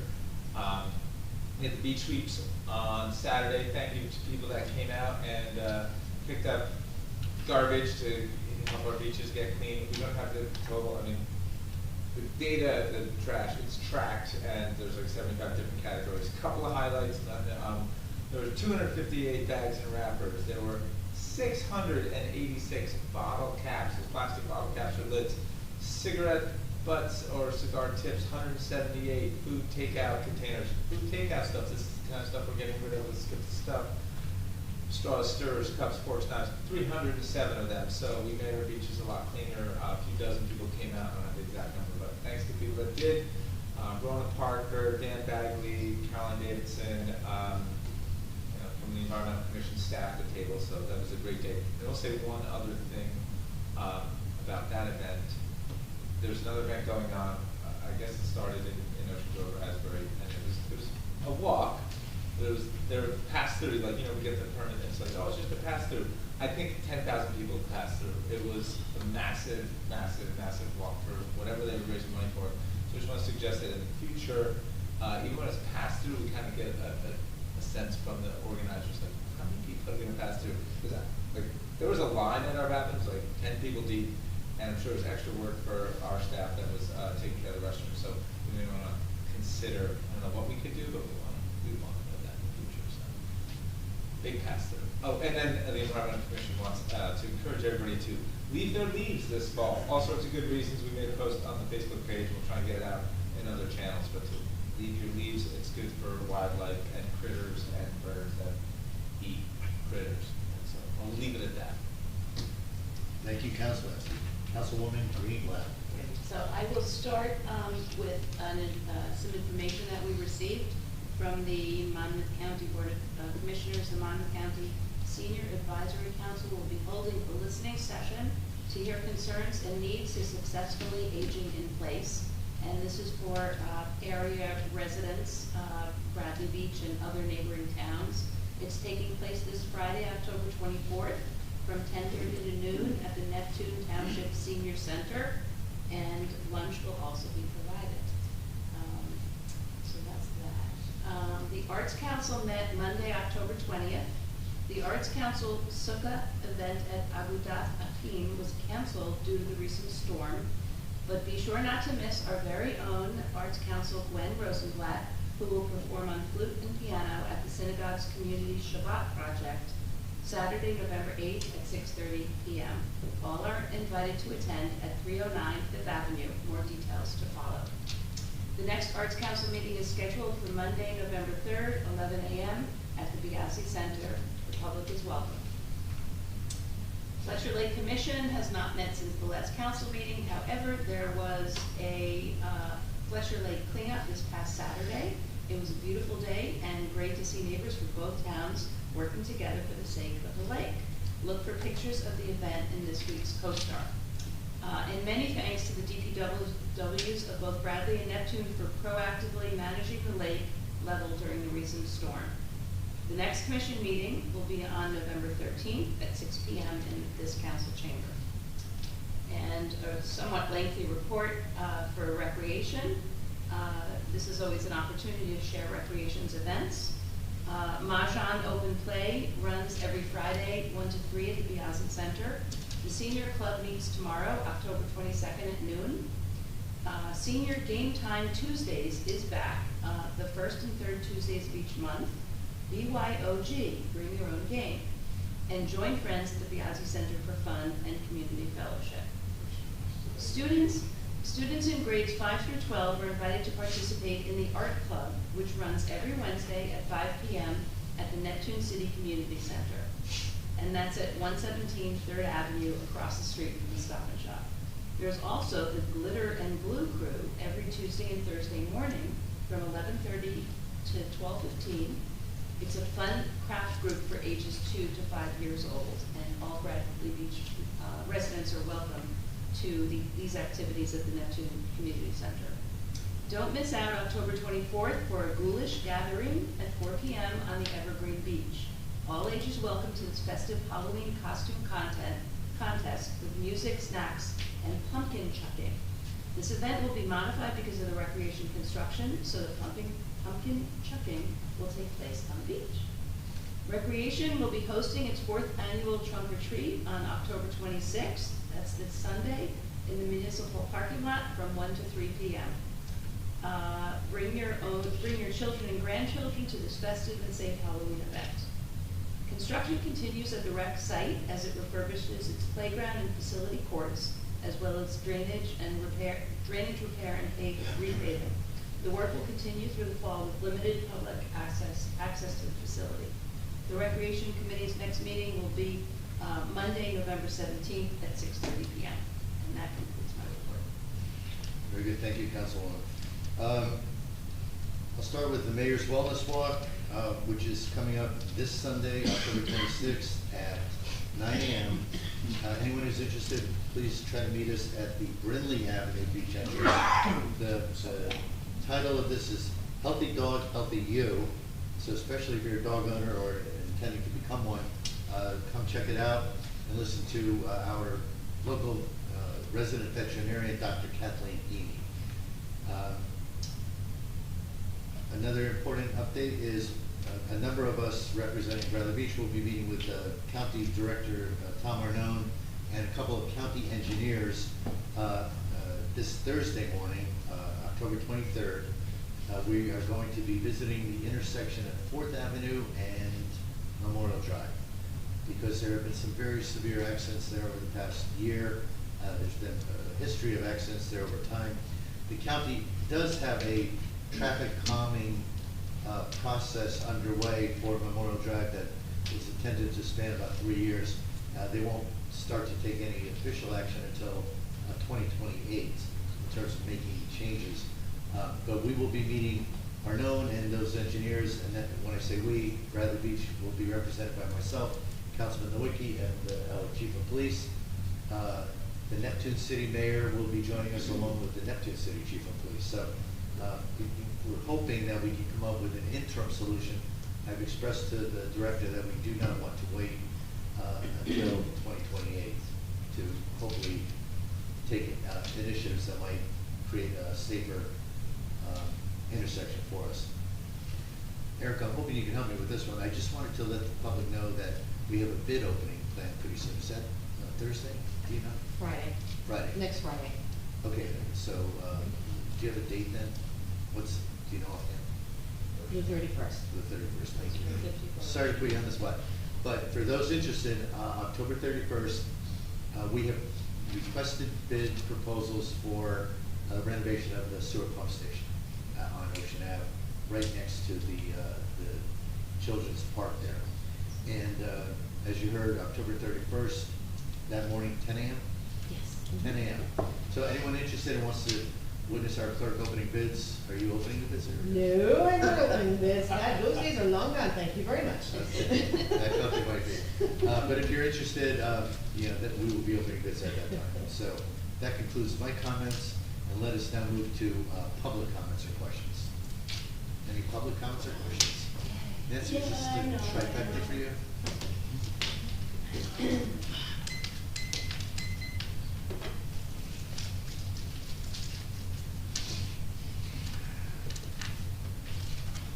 Nancy Meadow, I know it's been hours, but I still have not moved on that Ocean Park condominiums.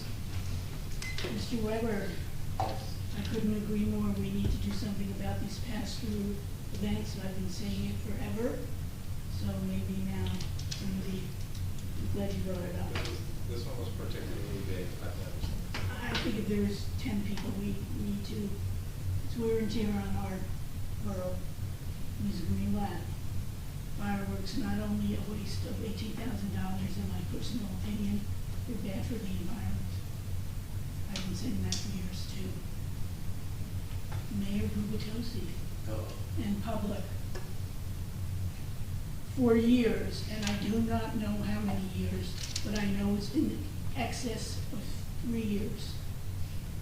I have tried to obtain unsold beach badges, which the library uses as decorative ornaments as a fundraiser. No one in those years helped me or got back to me. I mentioned it to Mayor Gubitosi. Within 3 weeks, I think I was given over $1,000 worth of beach badges that were not sold. They're now in the hands of the library. They will be selling wreaths and Christmas trees with the little tags on them. And you can even buy a wreath, take the ribbon off, and put a little beachy one on it, and it's a 12-month thing. So along with Mr. Kenny, thank you for that, first of all, and along with Mr. Kenny's comments about our operations or lack thereof, I say to you all, why do we have so many unsold badges? There's obviously a problem with the process. And I'm not just talking the weekly ones that we knew were going to be a loser. And what can we do in the future so that I don't need to be involved, and the mayor certainly has better things to do than this, and maybe that's why he puts in more time than necessary. So as soon as those badges are returned, they're not put in the garbage, but they're given to our borough. Doesn't matter if the tax is liable. Okay, it's one of those instances where we are working together. So, don't say uh-oh sometimes. And then to those of you, because I don't think we have a meeting until 4 Thursdays from now, so for those of you that are running to serve the public, good luck. Thank you. You're welcome. You're not Other wrong. comments or questions? Anyone on Zoom? I see no hands. I will make a motion to, there is no executive session, I will make a motion to adjourn. All in favor? Aye. Thank you, everyone. Really need to do that.